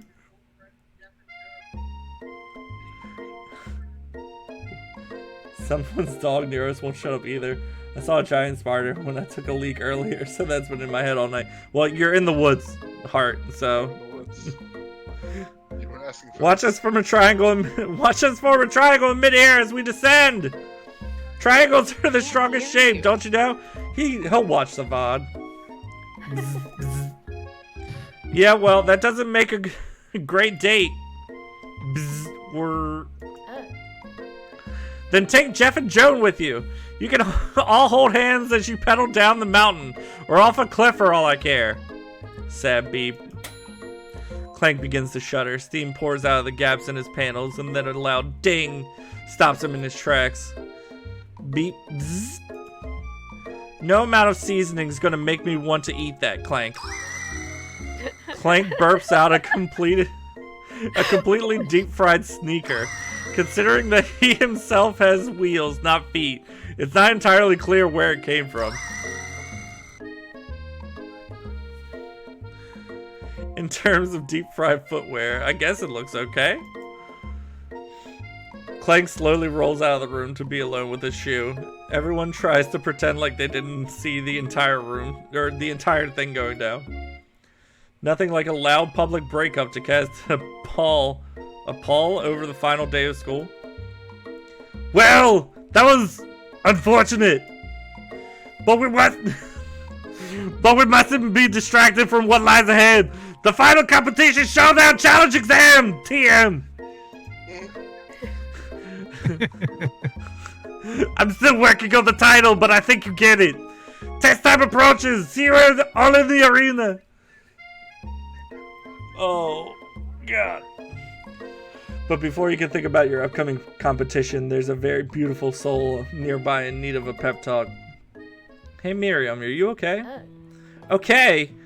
I'm so mad I could smash a tiny mug, spilling several droplets of hot cocoa all over the floor. How can he embarrass me in class like that, in front of everyone? Her tiny cocoa is delicious treasure, so you know that this breakup is no joke, even if the source of her frustration is such a silly boy. I know that you know this, but I'm going to say it out loud. You don't need anyone. Me and you, we're going to cruise through this final test and hit the carpool lane to Success City. Miriam brightens up, imagining the wind rushing through her short bangs, but she hesitates to embrace the feeling all the way. You're not going to saddle up with Colonel Sanders' stallion and ride off into the sunset without me. Of course not. Well, maybe, sorta, but I'm sure there's a pony out there with your name on it, and a ranch big enough for the both of us and whoever else we want to bring along. If it's not Pop or Clank or anyone else you meet today, tomorrow, or this whole year, so what? You're a special person who shouldn't settle for the first someone to show a little interest anyhow. A couple of leaves just rustled near me, so I'm probably gonna die.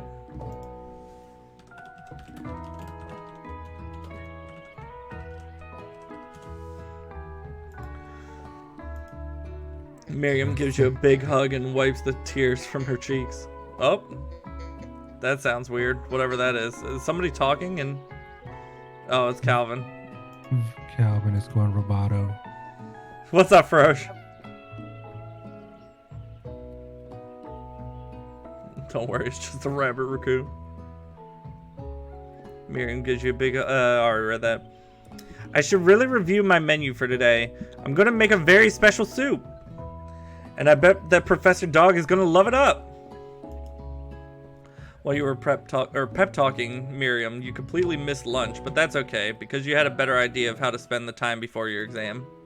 You decided to head to the arena early to practice a dish. I hope it's not that damn coleslaw. This is it, the location of your final challenge, a test of will, a test of courage, a test of talent. And a chance to beat the pants off of Van Van, the supposed man, and his eviler counterpart, Ashley. As planned, you begin to run through a quick test of recipes you've been working on. St. John Chan's famous chicken pot pie. That's fine. After practicing for months, making this dish comes second nature to you, and you're able to quickly get a fresh pot pie in the oven. But as soon as you do, your cram session is interrupted by Colonel Sanders and a bunch of cherry blossoms. Rodney the raccoon can put me out of my misery. Meat Pie's pug. St. John Chan, what are you doing here? There's still time before the final exam. Oh, just taking it all in. That's what she said. I'm big into visualizing success. I'm looking at my station and picturing victory. The pot pie has begun to bake, and the smell is slowly filling the space around you. Visualizing, huh? That's too bad. I was hoping we were here cooking something delicious. You'd usually happily share your food with anyone who is hungry, but the last time you let Colonel Sanders get in your head, it cost you a cook-off. You decide that it's time to put your cooking above your romantic desires, but that decision gets hard to stick with when the oven timer goes off behind you. Ignore it like there was no sound at all. Fess up about your practice dish. You don't need to know about that. You're a strong, independent person. Yeah, so I'm gonna... Wait. I don't want to ignore it because then I'm gonna burn it. I'm not gonna ignore it. Okay, you got me. I'm doing a little bit more than visualizing. I know, my nose can smell a pot pie from 400 yards. That's an oddly specific distance, but you'd expect nothing less than an oddly specific man. You knew it was a pot pie just from the smell? I feel like a lot of people could determine a pot pie just from smell. It's not like it smells synonymous with like other things. Not just a pot pie, but a chicken pot pie with an all butter crust. And my nose is telling me something else. Oh no! Is it burning? Haha, no. I can I can smell that it was made with a heaping helping of TLC. I avoided saying so many lame jokes there. but it'll probably start boning any second if you don't pull it out. It'll start boning any second if you don't pull it out. Bone! Wow, looks like shit. I hate pot pies. Just check that off on another list of things that I don't like. Do you eat food at all? I had that pizza earlier. That was alright. Yeah, I have a hard time believing what foods you don't like. You just ate pizza on stream. Lauren made it, and I had nothing else to eat at the time. It's the I'm best. sorry, you don't like pot pies now? I don't like pot pies. It's just a lot of mess. You are the pickiest eater. It's the best pot pie I've ever tasted. I've always loved country cooking, and I could eat this all day. I'm just going to go ahead and keep on with the story instead of you guys trying to destroy me because of my food preferences. There's no time left. The final showdown is about to begin. Sprinkles lays down the ground rules. There are no rules! That is, except to cook with everything you got. You step up to the cook-off of a lifetime. You decide the mac and cheese plus pot pie you've been practicing are just the dishes that'll push you over the edge to victory. It's the final chowdown. Meanwhile, both Van Van and Ashley are prepping wildly elaborate dishes, per their usual over-the-top selves. Miriam has her giant magnifying glass and several sets of tweezers. She's definitely prepared to go big, going small. Colonel Sanders seems to be harnessing his 11 herbs and spices, but he's trying to find a way to improve on something perfect. His original recipe. Fried chicken. What does the R stand for? Right. Oh, right. Okay. The intensity in the room starts at a full 10 out of 10 with a frenzy of action. Everyone is calling out really cool special cooking moves as they prepare their food. Wow, this is getting serious. Colonel Sanders batters his chicken as it elevates through the air. Levitates. Ugh. Egg wash! Miriam furiously injects ingredients into an itty-bitty pot of broth. Best friend batter blaster! Van flexes his pectorals as he chops open a sea urchin. Let's rock and roll and roll it! Ashley scoops her pastries off the tray with a lightning speed. Shallow personality spatula! Even Clank gets in on it. 5-dial pressure point chicken cooking technique. Shit. 5-dial pressure point chicken cooking technique. He finally said words. Oh, wait! Wait, did Clank learn to speak English?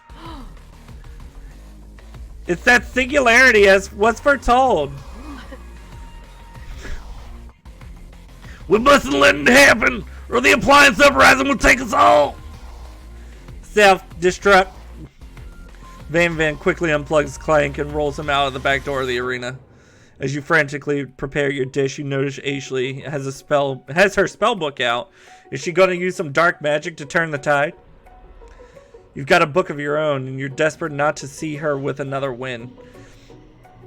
Should you take this opportunity to fight magic with magic, even if it's almost certainly evil magic? No. Do it the hard way. Colonel Sanders says do it the hard way. Who needs magic when you've got passion? I'm going to do it the hard way. Colonel Sanders sees that you've chosen to win on your own terms, and he gives you a subtle wink across the room. I believe in you, Sinjin Chan. Miriam notices too. And I've always believed in you, Sinjin Chan, since we were little kids, because I'm your best friend forever. You turn to notice that Miriam is at your station, cheering for you. Miriam, what about your dish? If you're here cheering, who's cooking? Tiny food, short cook time. I'm actually already done, so I thought I'd help you. Oh, that's sweet, but... Miriam tosses a handful of spices directly into your boiling noodles. It's the secret ingredient! Oh shit, I have Newt. However, she doesn't know that you lied and the ingredient was made up. And where in the world did she get I have Newt from? The boiling pot explodes, sending Miriam flying backwards. The watery noodles begin to swirl in the air, bubbling up into a dark cloud that thickens and congeals before your very eyes. It's another monster!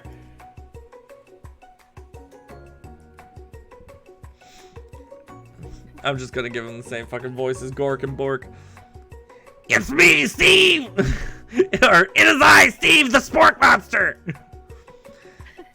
Steve, what happened to Gorko? You're not here to battle me, are you? We Spork Monsters are many! I think Gorko had the day off, but you have conjured Steve, and I hate to battle! So I'd say you're doing pretty alright. Oh hey, you're in the middle of a cooking competition! I love this stuff! It's better than TV! You crazy kids in your culinary skills really impress me! Mind if I hang out? I'm sorry, Steve, but I'm kind of in the middle of something. Do you mind? Steve the Spork Monster notices that you've got the grimoire stashed beneath your cooking station. I see what you're up to! Crisscross some magical items and accidentally summon me, huh? Ha! Yeah, you guessed it, sorta. If you're here, would you mind tossing me some fresh noodles in a pot of salted water? I'd love to! I've always wanted to be a top chef, actually. You know, when I was just a little spork pup back in the old country. You can feel Spork Monster winding up to tell a very long and involved story. You don't know exactly where they came from, but it seems like it was probably lonely there. Actually, you know what? Maybe you should just watch from the stands. I really need to focus on this competition. Aw. I understand. It's kind of like that time in monster school that I had fallen asleep during scare tactics class, and when I woke up... You toss a serious stare at Steve, and he takes the hint. Never mind, I'll tell you later. Good luck. Oh my god!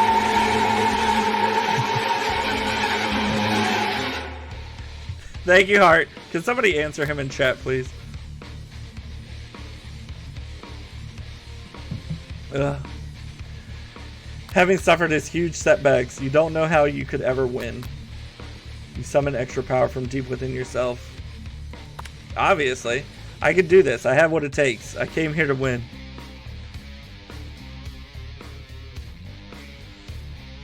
Your hair turns mac and cheese orange as culinary energy flows through your body. Am I going Super Saiyan?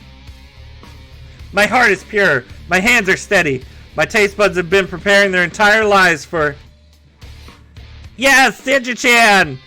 You are the chosen one! You will avenge me! The power you'd been summoning immediately fades back out. You interrupted my inspiring monologue.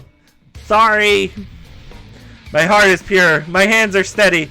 My taste buds have been preparing their entire lives for this moment. I will show the world my cookery. You begin to levitate off the ground. Energy courses through your body. You know that with this power you could do anything. Except turn back time, which would be super useful because while you were powering up, your chicken pot pie overcooked in the oven and can't be served. But don't worry, Sinja-chan. You may have suffered some setbacks, but all is not yet lost. Impressed with your fortitude, Colonel Sanders decides that you have earned his support. I've been watching you today, and I must say, I'm truly impressed. You've been thinking on your feet and rolling with the punches. He steps up to your station and stands right beside you. I'm here to help. All you've managed to make is mac and cheese, and the time is almost up, so you're going to need it. But Colonel Sanders, what about the test? What will happen to you? What about the rules? Following the rules has never been my thing. I follow my heart. What a guy. Colonel Sanders unfolds a delicate white towel to reveal the most delicious fried chicken tenders you've ever laid your eyes on. And besides, sometimes unexpected combinations can have surprising effects that surpass their individual efforts. Just keeping you all awake. Are you suggesting if we combine forces, we can form the perfect food union? Time's up, students! With time expired, it's the moment everyone's been waiting for. You must now prepare to present your dishes! A handful of students stand tall, but the class seems incomplete. It seems we're missing some students! Pop! Clank! From off screen, you hear a pure and innocent giggle that can only come from one student. I'm flying! It sounds like it's coming from the broom closet over there. Oh. Miriam! Would you mind? Inside the closet, you see Pop hanging on a broom hook by the elastic of his underpants. Pop! Get down from there! Right now! Let me guess, did Van Van have something to do with this? When someone asks for a wedgie, who am I to refuse? This is gonna kill my fucking voice. I thought a wedgie was a salad. I don't even know. I'm just doing that voice for Pop because I can't think of a voice for him. It looks like Pop is eliminated from the challenge, seeing as he didn't cook anything. I can't feel my legs. May I be excused? Sure. You kids and your pranks. I must say it's not the worst prank in USCLA or UCSLA history. Damn. Whatever. Fuck it. But it's not exactly yearbook material. Wait a second. Pranks. Pranks. Clank. Where did that pressure cooker roll off to?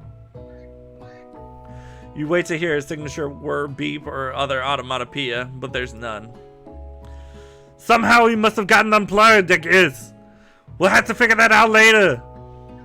That leaves only 4 remaining students. Please collect your final projects. Yes, it has been a long semester. Wow, 3 whole long days. But after days of work, the time has come for me to eat. Miriam, please step forward. Now describe your dish. I've made tender udon noodles in a savory soup. My word, it's so delicate. Is that a teeny tiny narotomaki? I spy afloat in its itsy bitsy bowl. I wish Hart could hear this. Yes, chef. Please call me Sprinkles. Chef is my father's name. Yes, Sprinkles. And some green tea made from baby tea leaves that I picked myself. Sprinkles carefully sniffs around the dish before opening his mouth and letting just the tip of his pink dog tongue dip into the bowl. Sublime! Would anyone else like to taste? Oh, come on! I'm not one of those dogs who doesn't floss. I mean, I even have a really cute electric toothbrush for dogs. Fine, I'll enjoy it all by myself. I can't keep doing these voices. Oh, I have the feeling that this game is close. I was about to say. And in a flash, the entire meal has been devoured. Not that it took much. It was less than a thimble's worth of soup. A+! Rarely do I taste the dish with as much love as was poured into yours. Miriam is overjoyed. She gives a huge hug. Thank you, Sinja-chan, for believing in... Thank you, Sinja-chan, for helping me to believe in myself. Van Van, you're up! Now, describe your dish. I made... Oh, shit. I made... uni over smooth egg custard in an ex-hewn urchin shell topped with caviar. Did you skewer one type of urchin with spines from a second, different colored type of urchin? Yes, Sprinkles. Ugh. A bit much, don't you think? Yes, that's exactly why I did it. A bit much is my kind of brand. Doesn't it look cool? Sprinkles leans in to sniff the uni, but he can't get his nose closed on account of all the spikes. He begins to paw at it erratically, causing the custard to slosh around. Woof woof! Please be gentle with my cuisine. Please be gentle with my cuisine. Grr. I don't know how to grr like Arnold Schwarzenegger. Finally, Sprinkles goes all in. That's just the Berserker buff from WoW. Finally, Sprinkles goes all in, tongue first, but he can't get past all the needles. He reels back as his tongue is poked and prodded. Youch! My tongue! The professor appears to be having an allergic reaction to the sting. I can't eat these! Oh shit, I just spit all over my body. It keeps poking my tongue! Disqualified! A stunning turn of events. Who would have thought that serving food in a bowl made of needles can make it difficult to eat? Dejected, Van does not go gentle into the night. Disqualified for glamour! Don't discount sympathy! This isn't the last you've heard of me!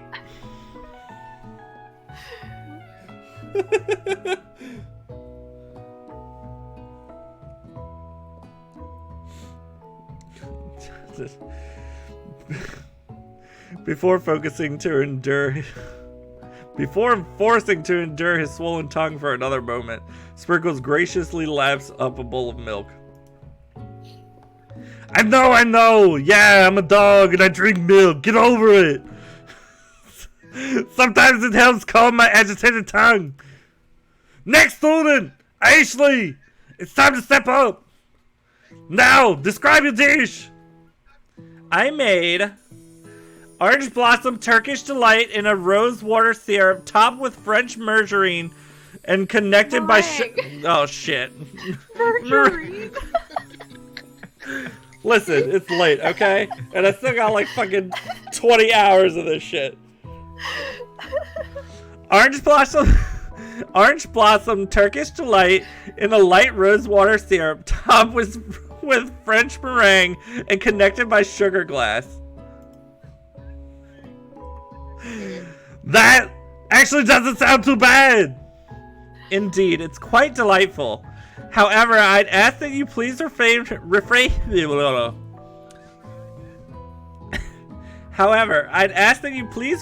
from eating it or attempting to taste it in any way.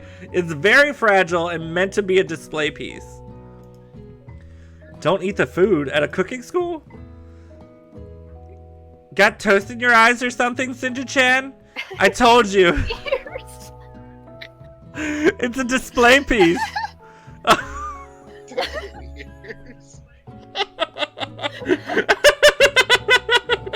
Such a joke, chugga monster. Dude, I can't.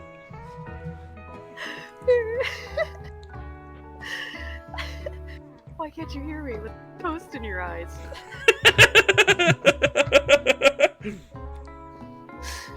Stop. There's geese around Hart now. Ashley, I must say, it is beautiful. How...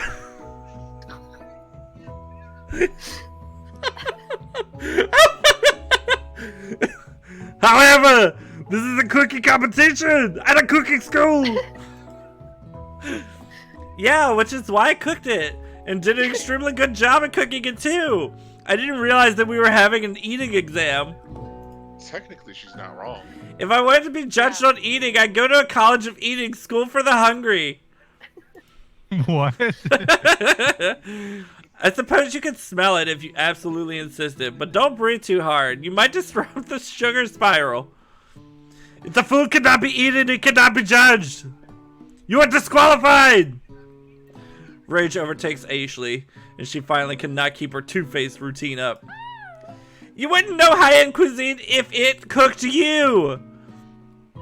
And with that, Ashley storms off to rededicate herself to being the best, but this time without being shackled by trying to be fake nice and be liked by everyone.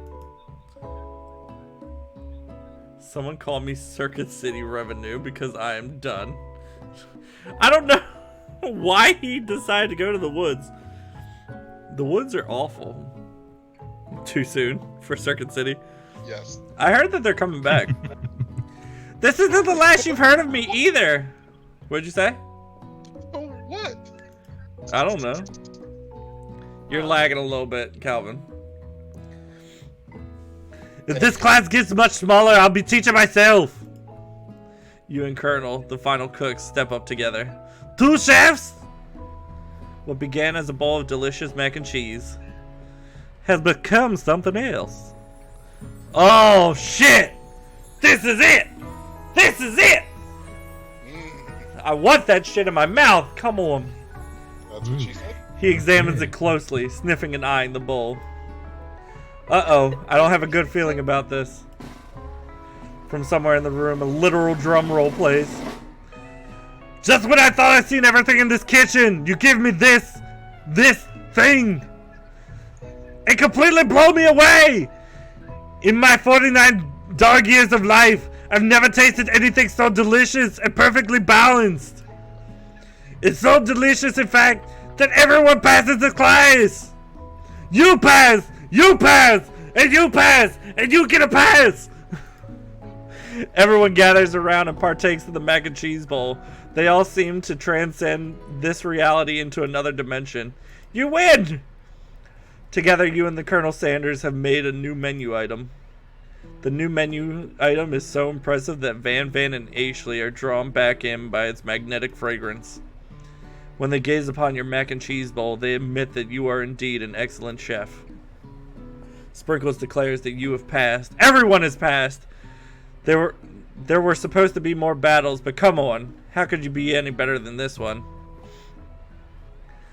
Now that the school year is complete and everyone has graduated, the students return for one last assignment, to get their groove on. The cafeteria has been completely... The cafeteria has been completely redecorated in order to serve as the site of the graduation dance. Compared to the massive high-tech cooking arena, the humble decor seems downright cute and cozy. DJ Dog is in the house! You knew that Sprinkles was a master chef, but also world-renowned turntablist? Who says you can't teach an old dog new tricks? Oh shit, she's looking thick again! Van Van and Ashley tell everyone that they've committed themselves to righting the wrongs they did while they were villains. Check out that bulge. It's not even enough. This is much thicker than that. For a moment, you actually believe them. Not another haunting. No ghosts allowed at the graduation. It's clearly written in the school's bylaws. I was never actually a ghost. It was all a trick to get you to finally notice me. Oh, amusing. And now that everyone is here together, it's the Spork Monster. He's totally mellowed out. Oh shit, what was the voice that I did for this? Oh shit. Cookie Monster or something like that. Everyone! Oh god. I don't know. Everyone! Was it like that? I don't know. I'm just gonna do this one now. Everyone! The Spark Monster is no more! From here on, I prefer that everyone refer to me by my new name, Party Monster! Student tries to finish what he had to say, but everyone is too wrapped up talking to Spork. Sorry, Party Monster. Dejected, student walks off.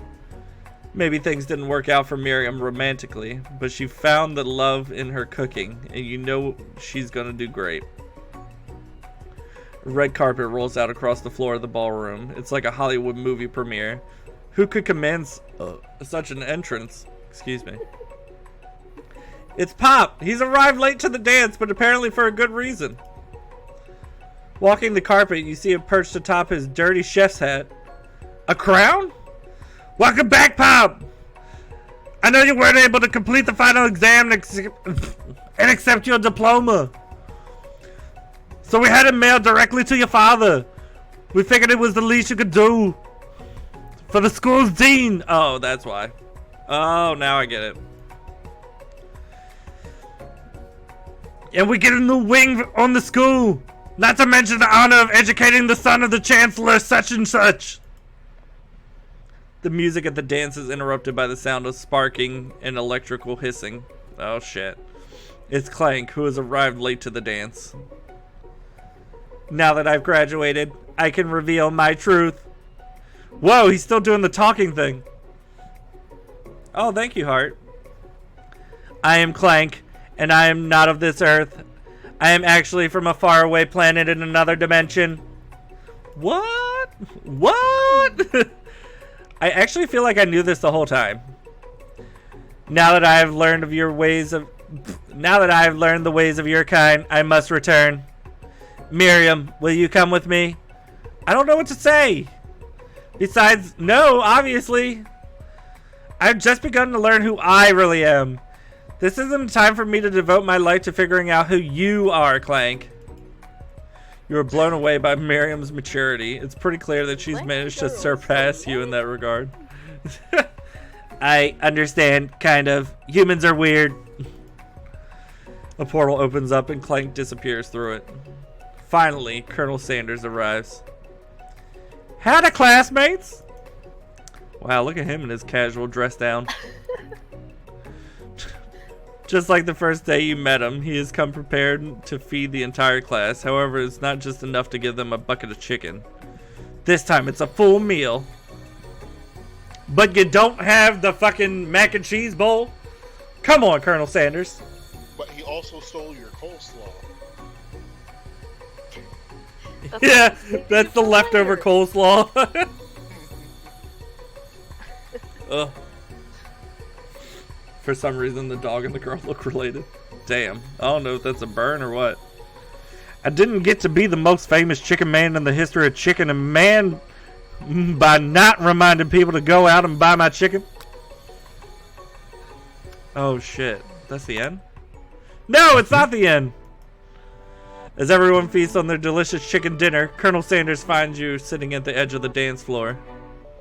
Sinja-chan, what are you doing sitting all alone? Oh, you know, just waiting for the right person to ask me to dance. I wonder, might you tell me what are the qualities you would expect to find in such a lucky person? Off the top of my head, oh, I don't know. A spicy musk, a tidy goatee, and a degree from the University of Cooking School Academy for Learning, just to name a few. It is truly my lucky day. Would you dance with me? Yes, I would love to. Whoa. Sinja-chan wasn't talking about you. Right? As you glide across the dance floor, hand in hand with Colonel Sanders, the future stretches out in front of you. And once my 100th franchise is up and running, I'll be ready to take a day off. And I'll be so glad to spend it together with you, Sinja-chan. How sweet! We'll work together and play together! Colonel Sanders stops dead in his tracks. Work together? I think this is something I'll just need to do by myself. After he stole all your son. But who will help you run your restaurants? I don't believe I need help. Besides, based on your time here at the school, do you really think running a restaurant is the best path forward? Could it be you found a love connection, but failed to earn Colonel Sanders' respect as a chef? Can you live with only half of him? Will you be able to endure sharing with him his other love? Then the Jesus Christ. Will you be able to endure sharing him with his other love, the life of an entrepreneur? I suppose I could enroll myself at a pastry school. Oh dear Sinja-chan, I'm sure that you'll find your place eventually. And along the way, you'll have me by your side. The end. That dude is too skinny to have invented delicious chicken. Wow. Damn. So he takes her recipes. Oh, hang on. Let me skip that because that shit's loud. Damn. He straight up stole your side.